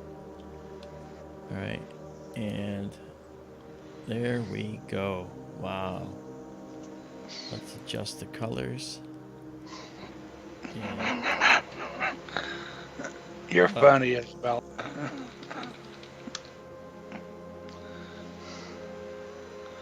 The Camel Nebula. Oh. It's the Camel Nebula. Yeah, that's funny. This is known as the Elephant's Trunk Nebula. It's a vast region of dust and hydrogen gas that's being forced to glow. And it's seemingly endless. Look at this beautiful... This is the Elephant's Trunk right here. This feature right there. Okay? There's some beautiful dark nebula here. This is the thing Daryl was referring to. This is known as the Caravan. It looks like a series of camel humps. Yeah. You know? It's amazing how much stuff is here. Oh, Bactrian. Yeah, okay. The dromedary. I forget. Yeah, dromedary. I was fighting to remember the other word. I think the dromedary one is hump the or two, you know? one hump. Yep. Dromedary is one hump, and Bactrian is the 2 hump camel. Yep. But that's, I think. I don't remember. I'm not a camel expert. Oh, this is beautiful. Let me zoom in, make sure our focus is good, because I didn't put the temperature compensation on. And it looks like we could probably use a critical focus, but I think we're good for now. This is looking good. The temperature out in the building right now is 32.44 Celsius. Alright, and we don't have any clouds. Actually, there's very few clouds in Arizona at all right now, which I like. I like that very much. Yeah, I stepped out for a moment while I was away, and there are a few here, but they're going to go away overnight. As you said earlier, I think I told you earlier, our local weatherman, he said that the monsoon is pretty much done with. And they're calling for warm, sunny skies here all week long. All right. Nice.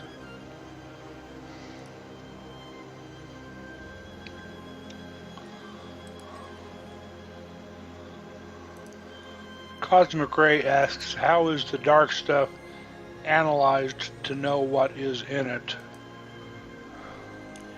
That's a very good question.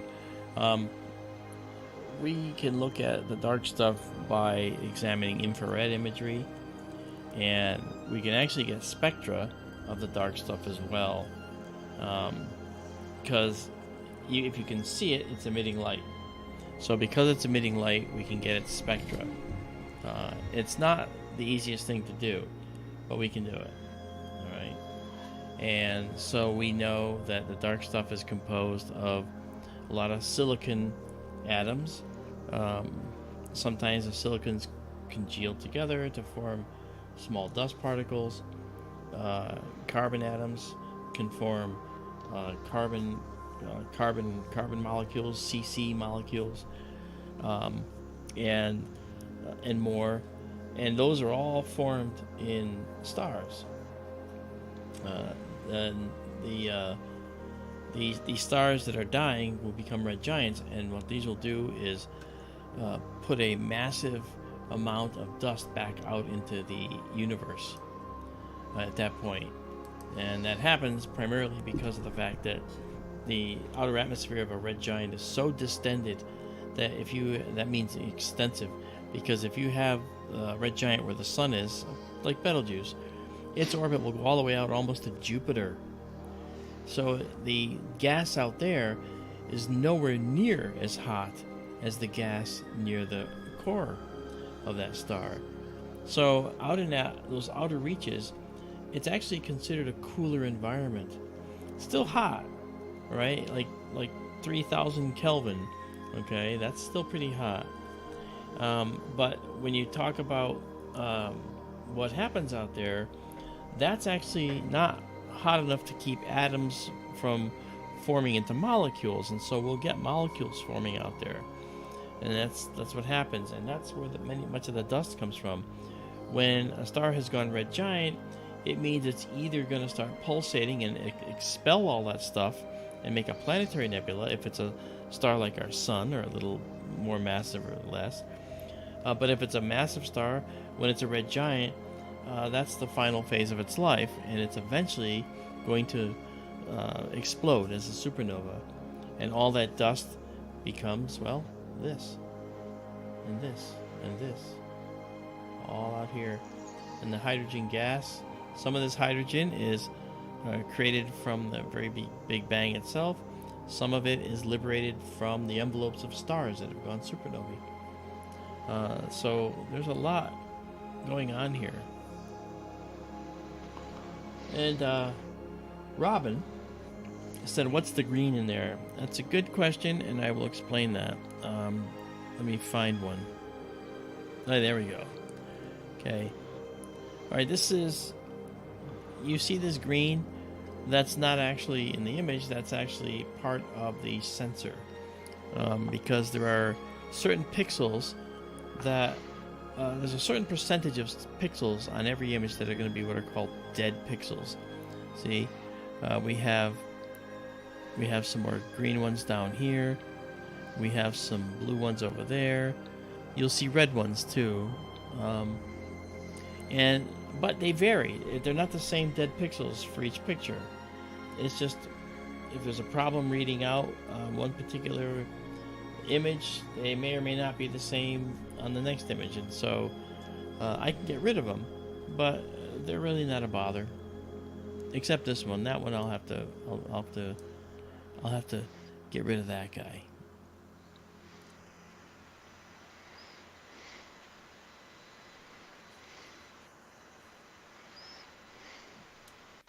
Izabela says these drastic fluctuations in temperature in space, from several thousands of degrees to below zero, must have some effect on the matter in the universe. Crumping, bumping, making stuff. Okay. I get your point. As you said, I mean, when the temperatures drop, the atoms can form molecules, and yeah, that's exactly right. And you start getting Izabela, this stuff that's correct. Dark clouds. Yep, Isabela's right. Silica and the carbon and stuff.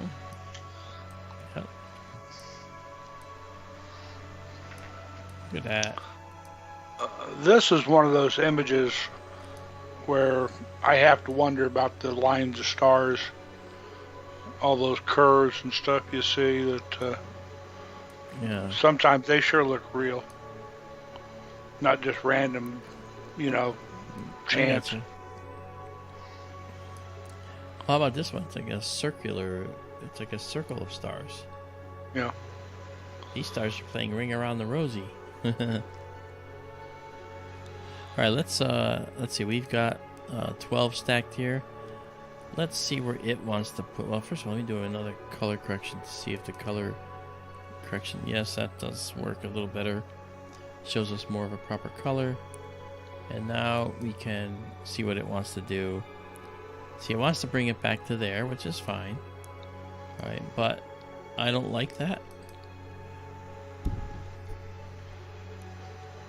I don't like that. So I can pull it down a little bit and then push it like this.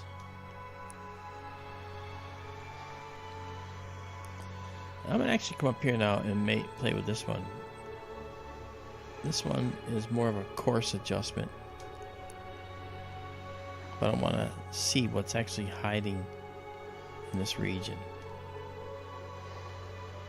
We can actually see what's really hiding out here by doing this.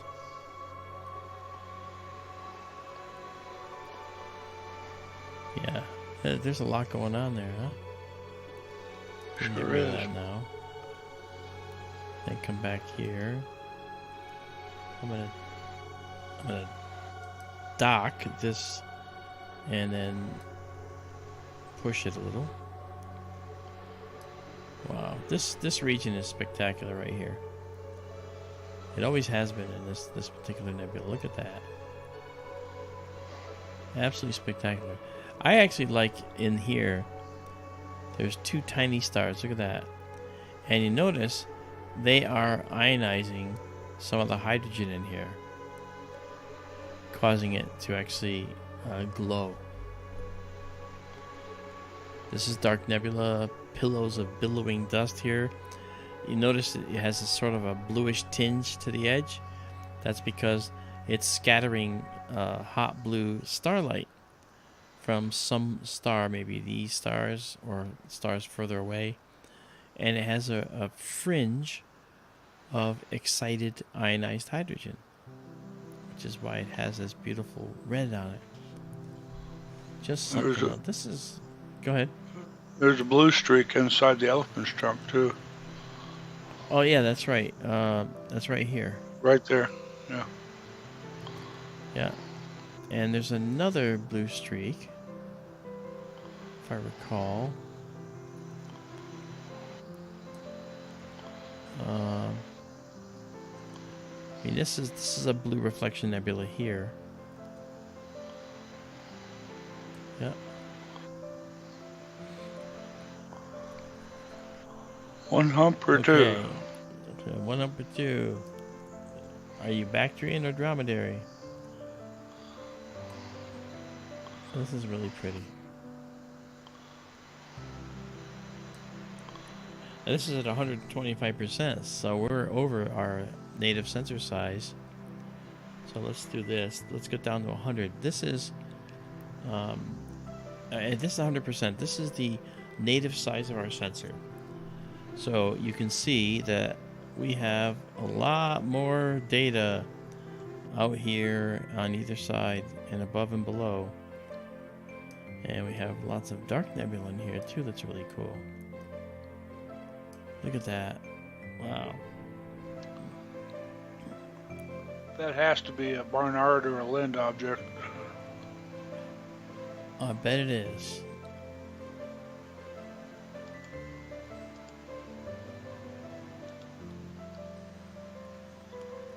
Now the question is, what would they classify this caravan section and the elephant's trunk? Those are also dark nebula. They just happen to actually have some ionized hydrogen that is causing them to be silhouetted. So interesting. Probably less dust than hydrogen gas, though. Man, this is pretty. Let's darken this up a little bit. Look at that. Isn't that beautiful, guys?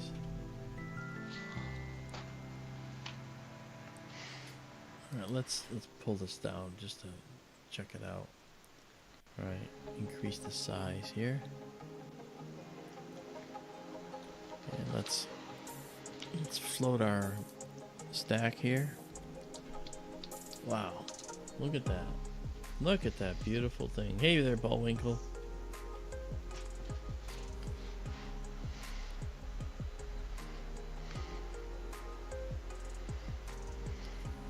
Yeah, cosmic ray, you're talking about the temperature inside. It goes between 10 and 100 Kelvin. That's true. 10 Kelvin is very close to absolute zero, right? I mean, it's only 10 Kelvin off. And it's not 10 degrees Kelvin. Degrees is a different scale. Kelvin is its own scale.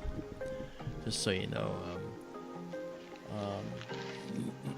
And that's why you're saying 10 to 100 Kelvin and not 10 to 100 degrees Kelvin, which is good.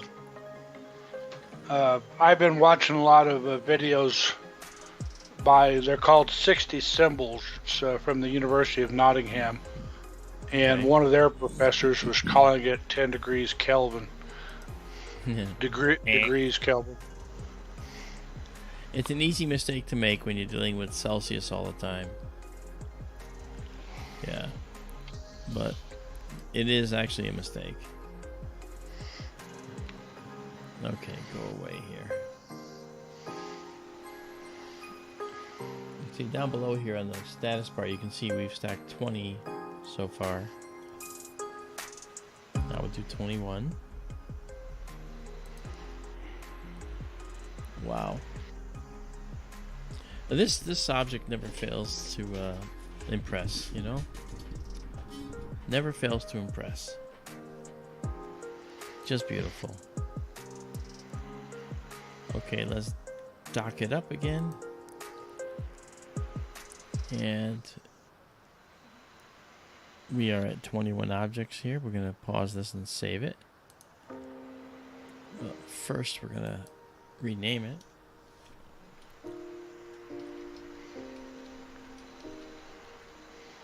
Okay, Elephant's Trunk. Emission Nebula. Dark Nebula. Alright.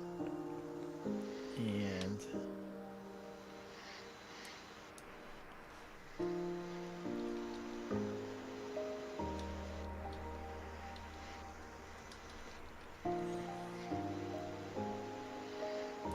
throw that out there.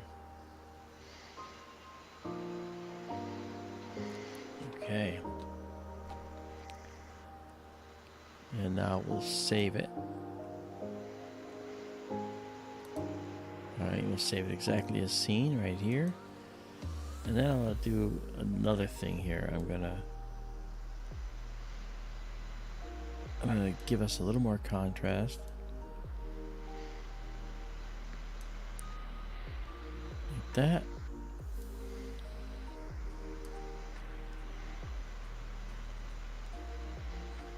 Alright. And then I'll save it exactly as seen again, just like this. So we'll have two out there. Beautiful, beautiful, beautiful.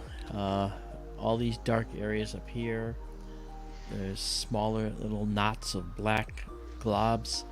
Again, Bach globules. Bart J. Bach coined the phrase, found these objects, and we realized it's from these objects that stars may eventually spring. When I was getting my degree in astronomy, Bart J. Bach was one of my professors for a while, not a long time, and he was actually visiting the university, and I got to spend some time talking with him about the Bach globule concept. It's just amazing.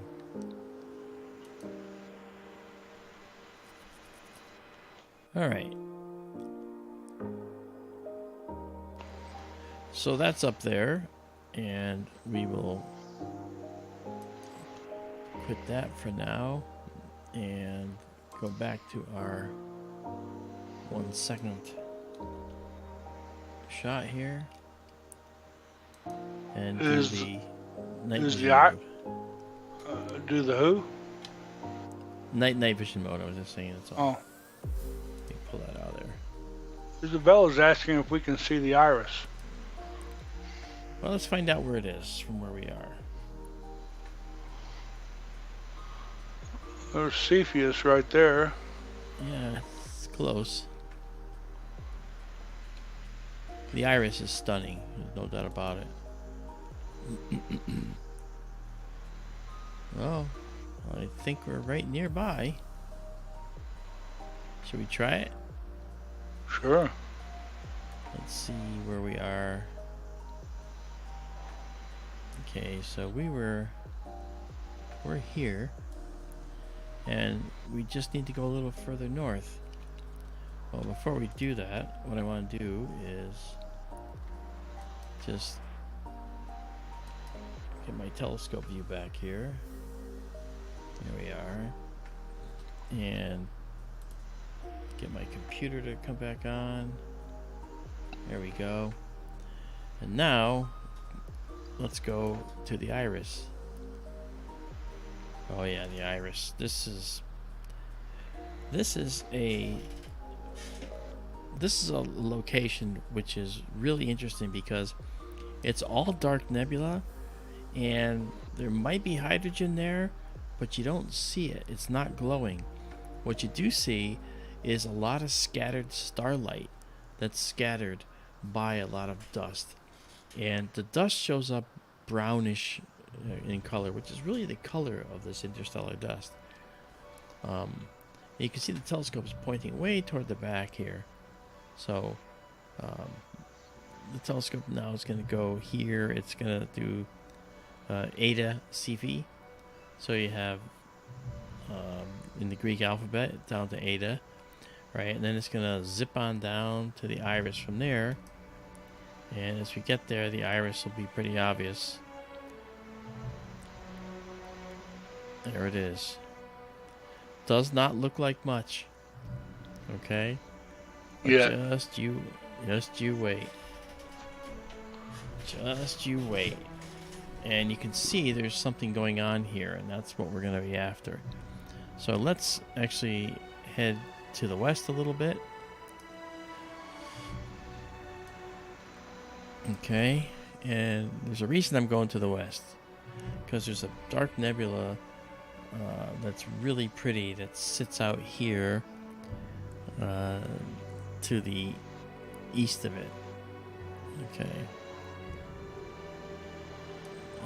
Alright, we got it. So now what I'll do is I'm gonna bring the telescope north.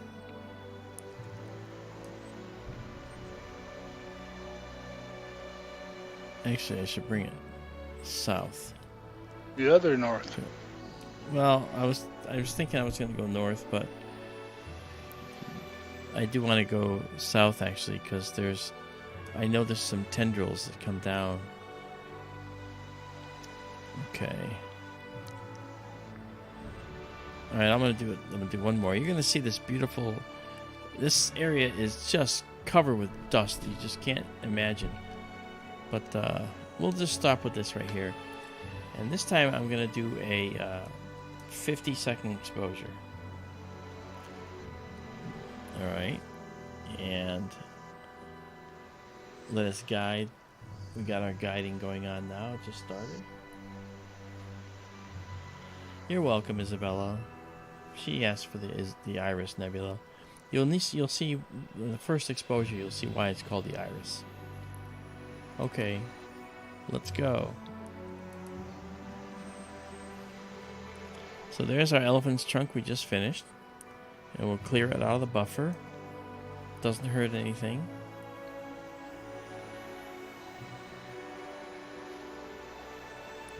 Telescope's really pointing to the far side there. It's pointing almost to the direct north.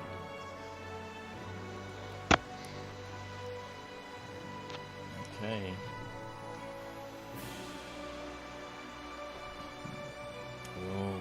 15 seconds, guys. Hey, Michael Galea, how are you? JSCO, how you doing?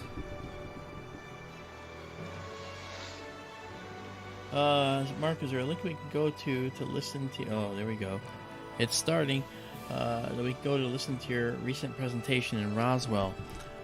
Egads, I don't know. I did the same talk in Denver a week and a half later.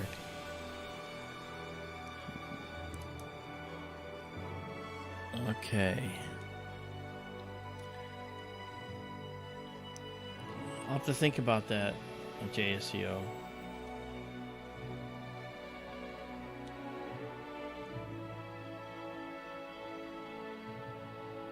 Bullwinkle says, I forgot to mention that you gave Cosmic Ray a great present of the Star Cloud for his birthday last night. Oh, well, happy birthday, Cosmic. I had no idea. I must have missed that. Oh, man, that was great. Okay. We've stacked 2 now. This is an interesting... I'll show you why this is so interesting. Watch. There's so much more dust here than you realize. Okay, this is just reflection nebula. There's no emission nebula in here, okay? But look at this. This is a hole. It's a hole in the dust that's obscuring the stars behind it. And through that hole, you can see the stars that were being obscured. Isn't that crazy? That's very cool. Interesting. It is very... It's always been one of those things that struck me as amazing. Let's see if we can get a hint of the other dust that's here.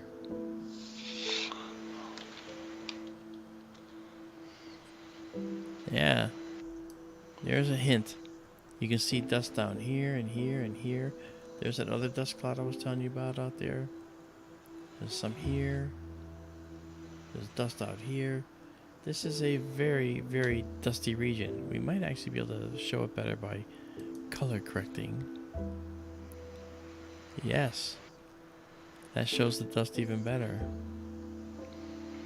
I think I want to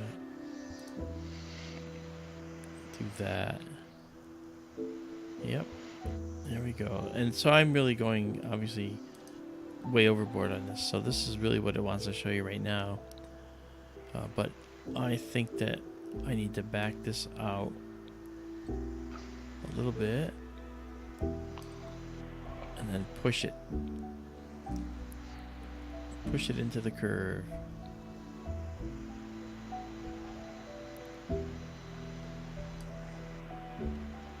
Okay. Now maybe...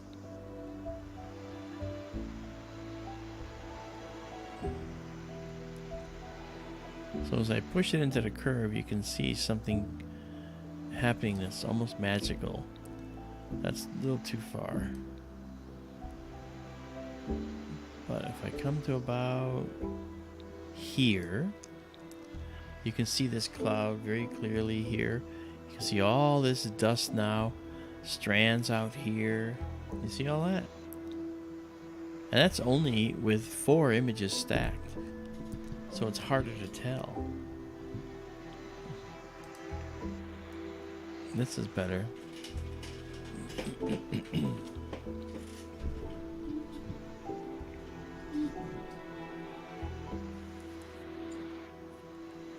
I don't think the double cluster is high enough for us to see. I could be wrong. Cosmic Ray just asked about that. Let's just go see here. It's gonna be down here, right there, right here actually. Yeah, it's a little bit too low for us right now. You know, you might be able to catch, well, as you say, Perseus is probably still a little low. Yeah. I was wondering about Andromeda. Yeah, I don't It might know. be behind the roof. Yeah, it's gonna be out here.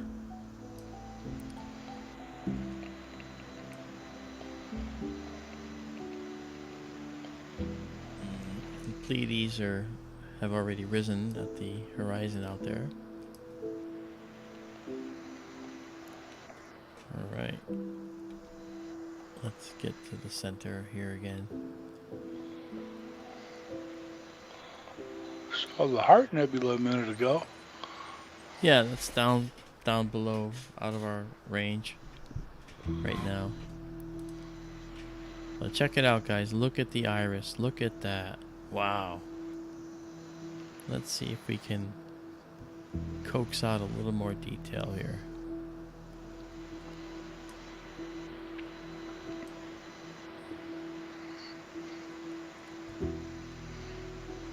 Oh yeah. See the definition appearing in these brown streaks now? Mm-hmm. This one's being even more. Now you see there's more out here. This will be a nice composition.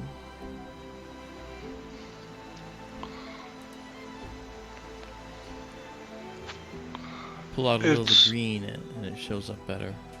Evidently getting enough light that it is showing the dark nebulosity as brown instead of just black. Correct.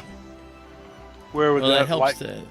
Where would that light be coming from? Probably this star here, and any stars in the area that we're just not giving credit to. But the other thing to keep in mind is that what we're looking at too in the sky is, now we're doing a 50-second exposure too. If we did a 20-second exposure, it would probably look much darker. The longer you expose for, the more saturated, the more color will show up. Yeah. A similar thing happens, with your eye. The more light that hits your eye from a faint object, the more light that hits, the more color you might be able to see. For instance, the Orion Nebula looks green to many people because enough light is getting to your retina to allow the color sensors in your retina to trip.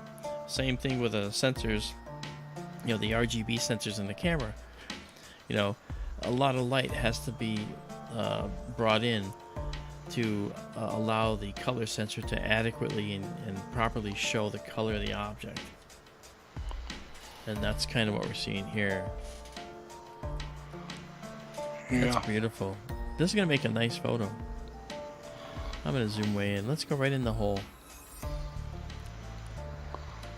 Wow. Look at that. I can see we have a little tiniest of focus problems and the tiniest of guiding issues, but we're okay. Let me pull this down here for a second and look at it.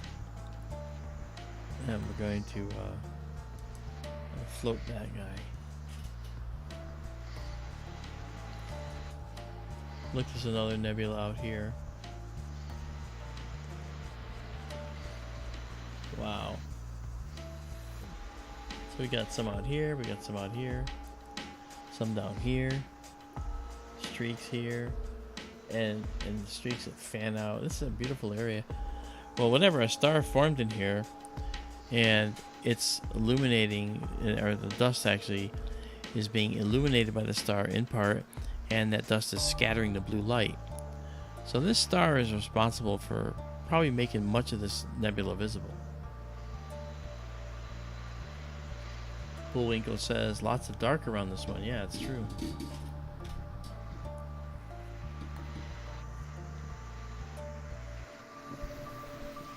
Okay, this is Trekkie, Ubercrew says, but it reminds me of the Star Trek The Next Generation finale with the anti-time bubble Picard had to figure out. I don't remember that episode, Mr. Data. You don't? And what's the time bubble? It was, as Ubercrew said, it was the finale for The Next Generation. Final episode of the series? Yes. It was called All Good Things. And they left it hanging there, meaning all good things come to an end. there were several timelines going on simultaneously, and it was like anti-time because this thing out in space was bigger in the past than it was in the future or the present, and that's where Q took Picard back to primordial planet Earth when the first molecules were about to come together and make life, and he goes, "Oops, they missed." That's where he points and he says, "You see that ooze, Picard? That ooze is you." that was that episode? Yes. Hey, Legless Lex. It does look like a portal, doesn't it? Now, it's interesting, too. I guess when we do these deeper exposures, I noticed something else. Right? There, you see the stars through the gap in this dust here. Well, there's a gap here, too. And another smaller gap on this side. Isn't that crazy? And one right here. There's lots of gaps through the dust. And lots of tendrils. I mean, the more we stack, the better we can zoom in and capture it in detail. Look at that. Oh. Welcome to the universe, guys.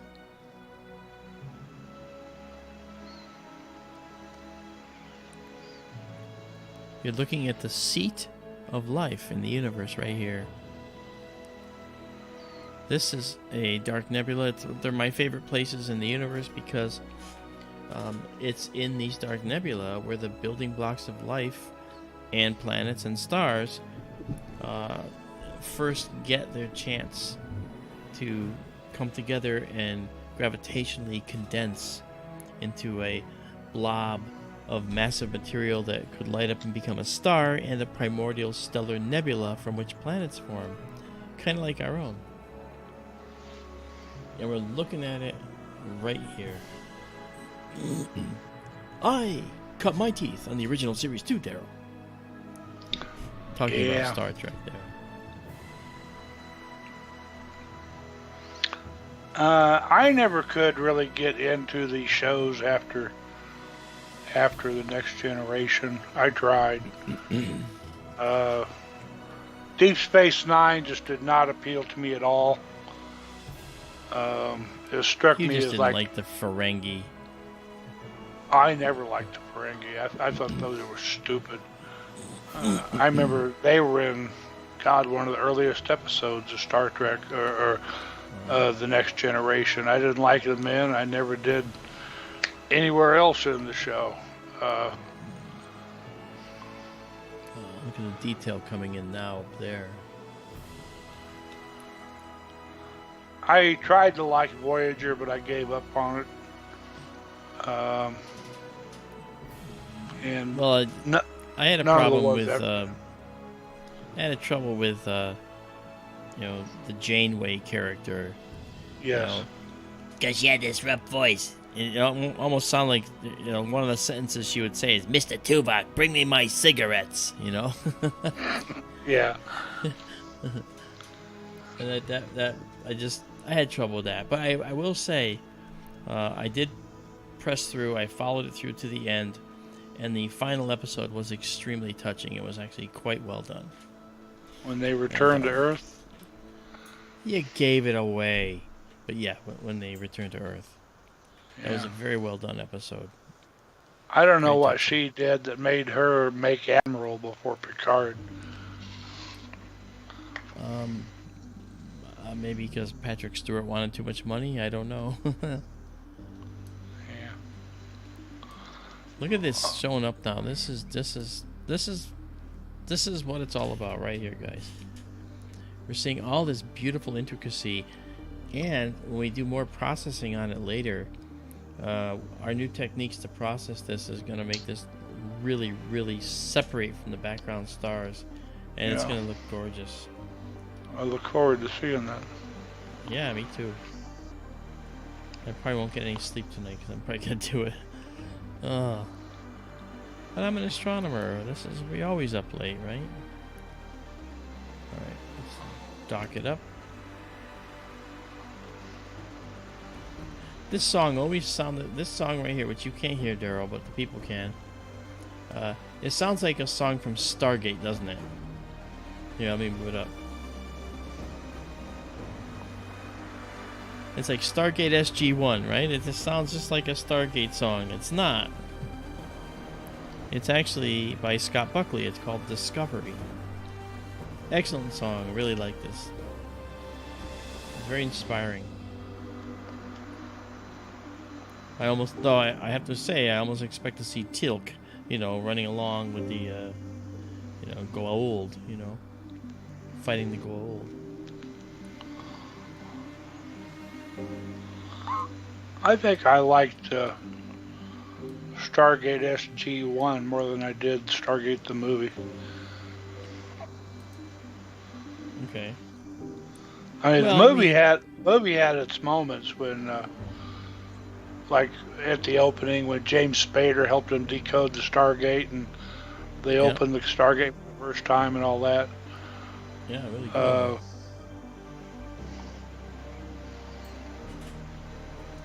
Yeah. But I enjoyed the TV show a lot. Yeah. I liked it. They went through several generals running it, right? Yeah, I like the one. What's the his bald face? guy? The bald guy. He was on Twin Peaks. He was a colonel. Okay. Very nice.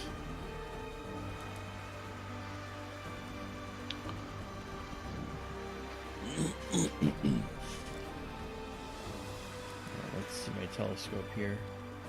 Okay, we're doing okay. So what do you think, guys, of the Iris Nebula?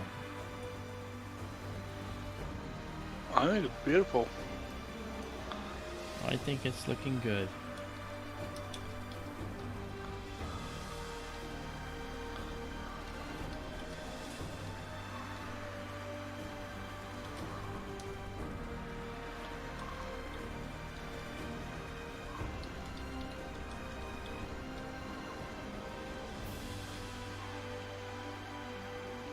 Let's throw this out there so you can see what this is.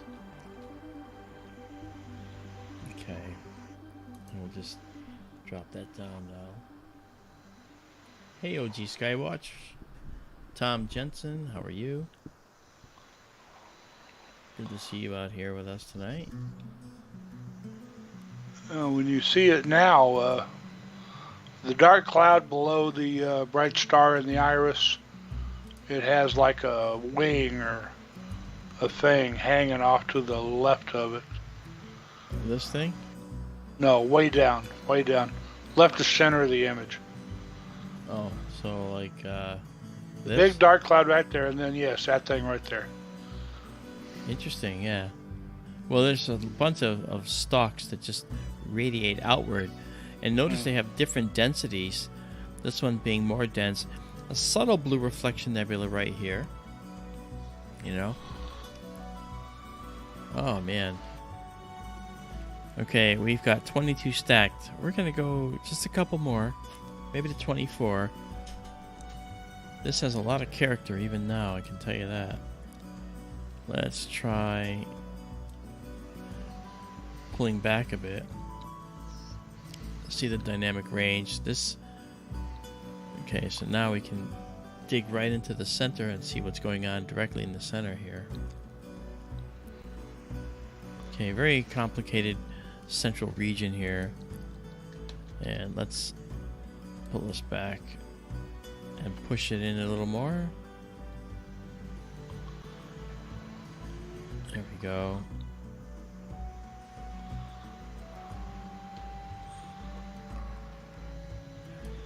Let's pull out this. Look at that.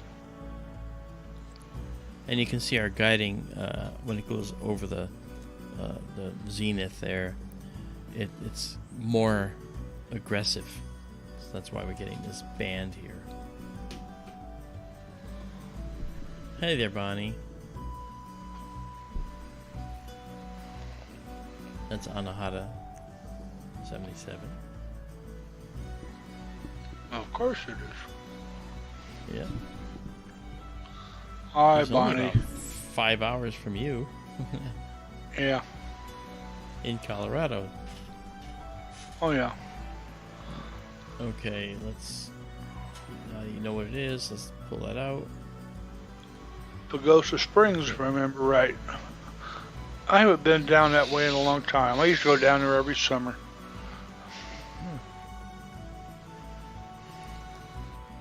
Okay, we are at 25.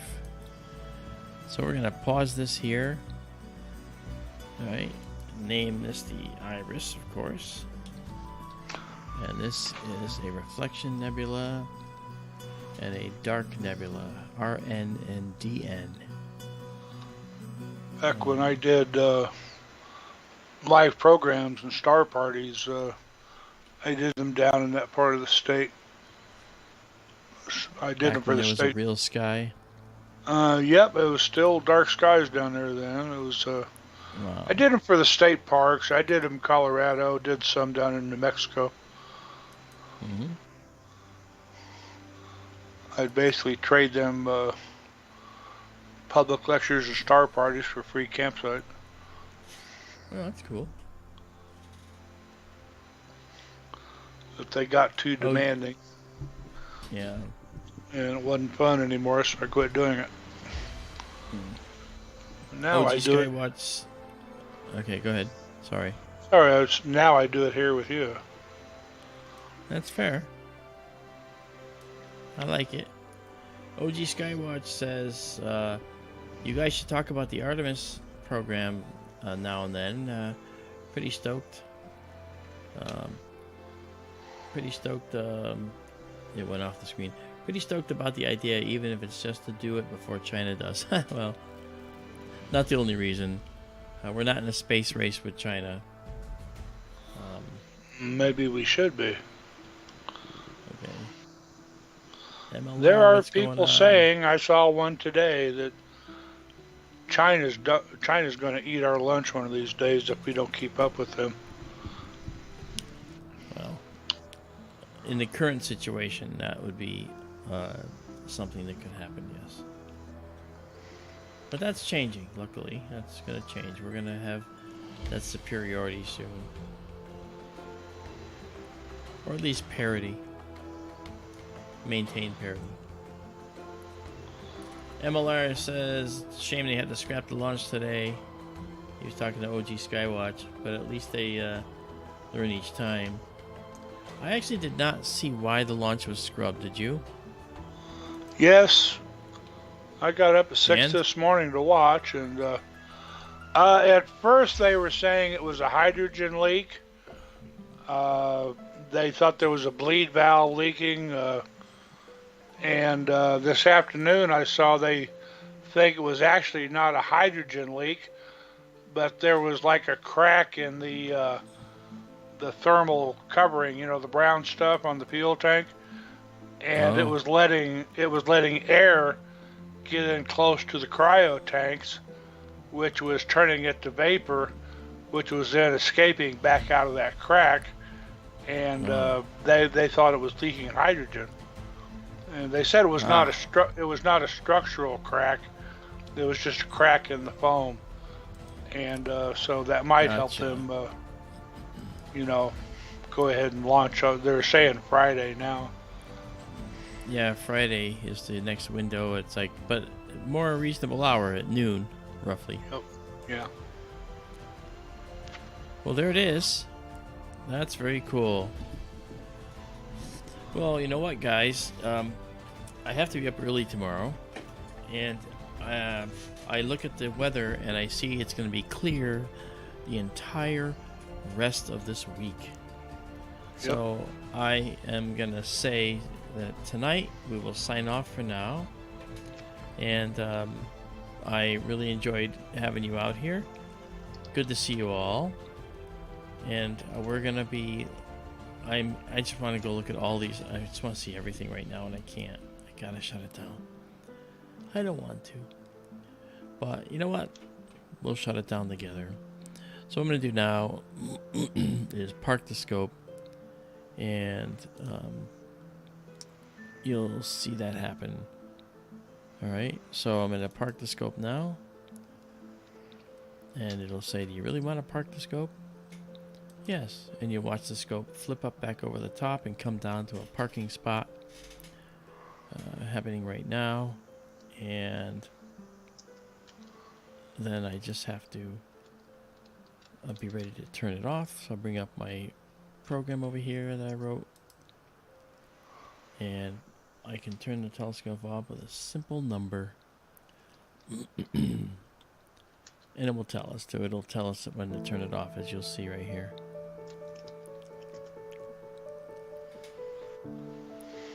Oh, there we go. And off it goes. There it goes. Telescope is off. And you'll notice the stars are still moving. Now, why is that? That's because the telescope is now just fixed on the planet Earth, looking out at the stars. And as you know, the Earth rotates, and you're literally seeing the real rotation of the Earth now. Now, from our perspective on the Earth and the stars being so far away, the way they are, this doesn't look like much movement, but it really equates to about 1,000 miles an hour on the equator. You know? Yep. Pretty cool. All right. Well, that's done, and now what we can do is shut the roof, and if you look right up there, you'll see the roof shut now. All right, here it goes. And as you can see, it says closing the observatory, and there goes the roof. All right. Then I can disconnect the telescope, and this will go dark. We are dark. This was a very successful night, guys. Got a lot of really good objects tonight. I want to thank you guys for being here with us. Daryl, thank you for being here. Oh, sure. Thanks for having me, as always. Okay. Tom Jensen asked, if and when NASA gets off the ground, would you be able to see the spacecraft heading to the moon? Yeah, actually, when it's near the Earth and heading to the moon, it's possible that we could see something. But they are very small relative to the Earth. We can't see the smallest asteroids that are the size of school buses or bigger, you know.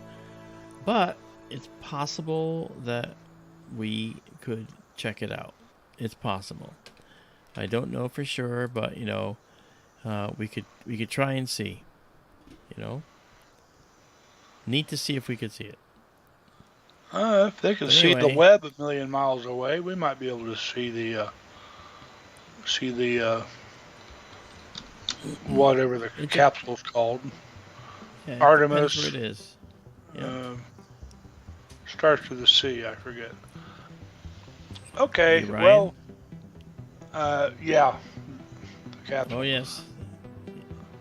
Thanks for guys, coming, that everybody. music- Yeah, thank you guys. That music tells you it's another end of the wonderful Sky Tour live stream for tonight. Thank you so much for coming out here. I look forward to seeing you again.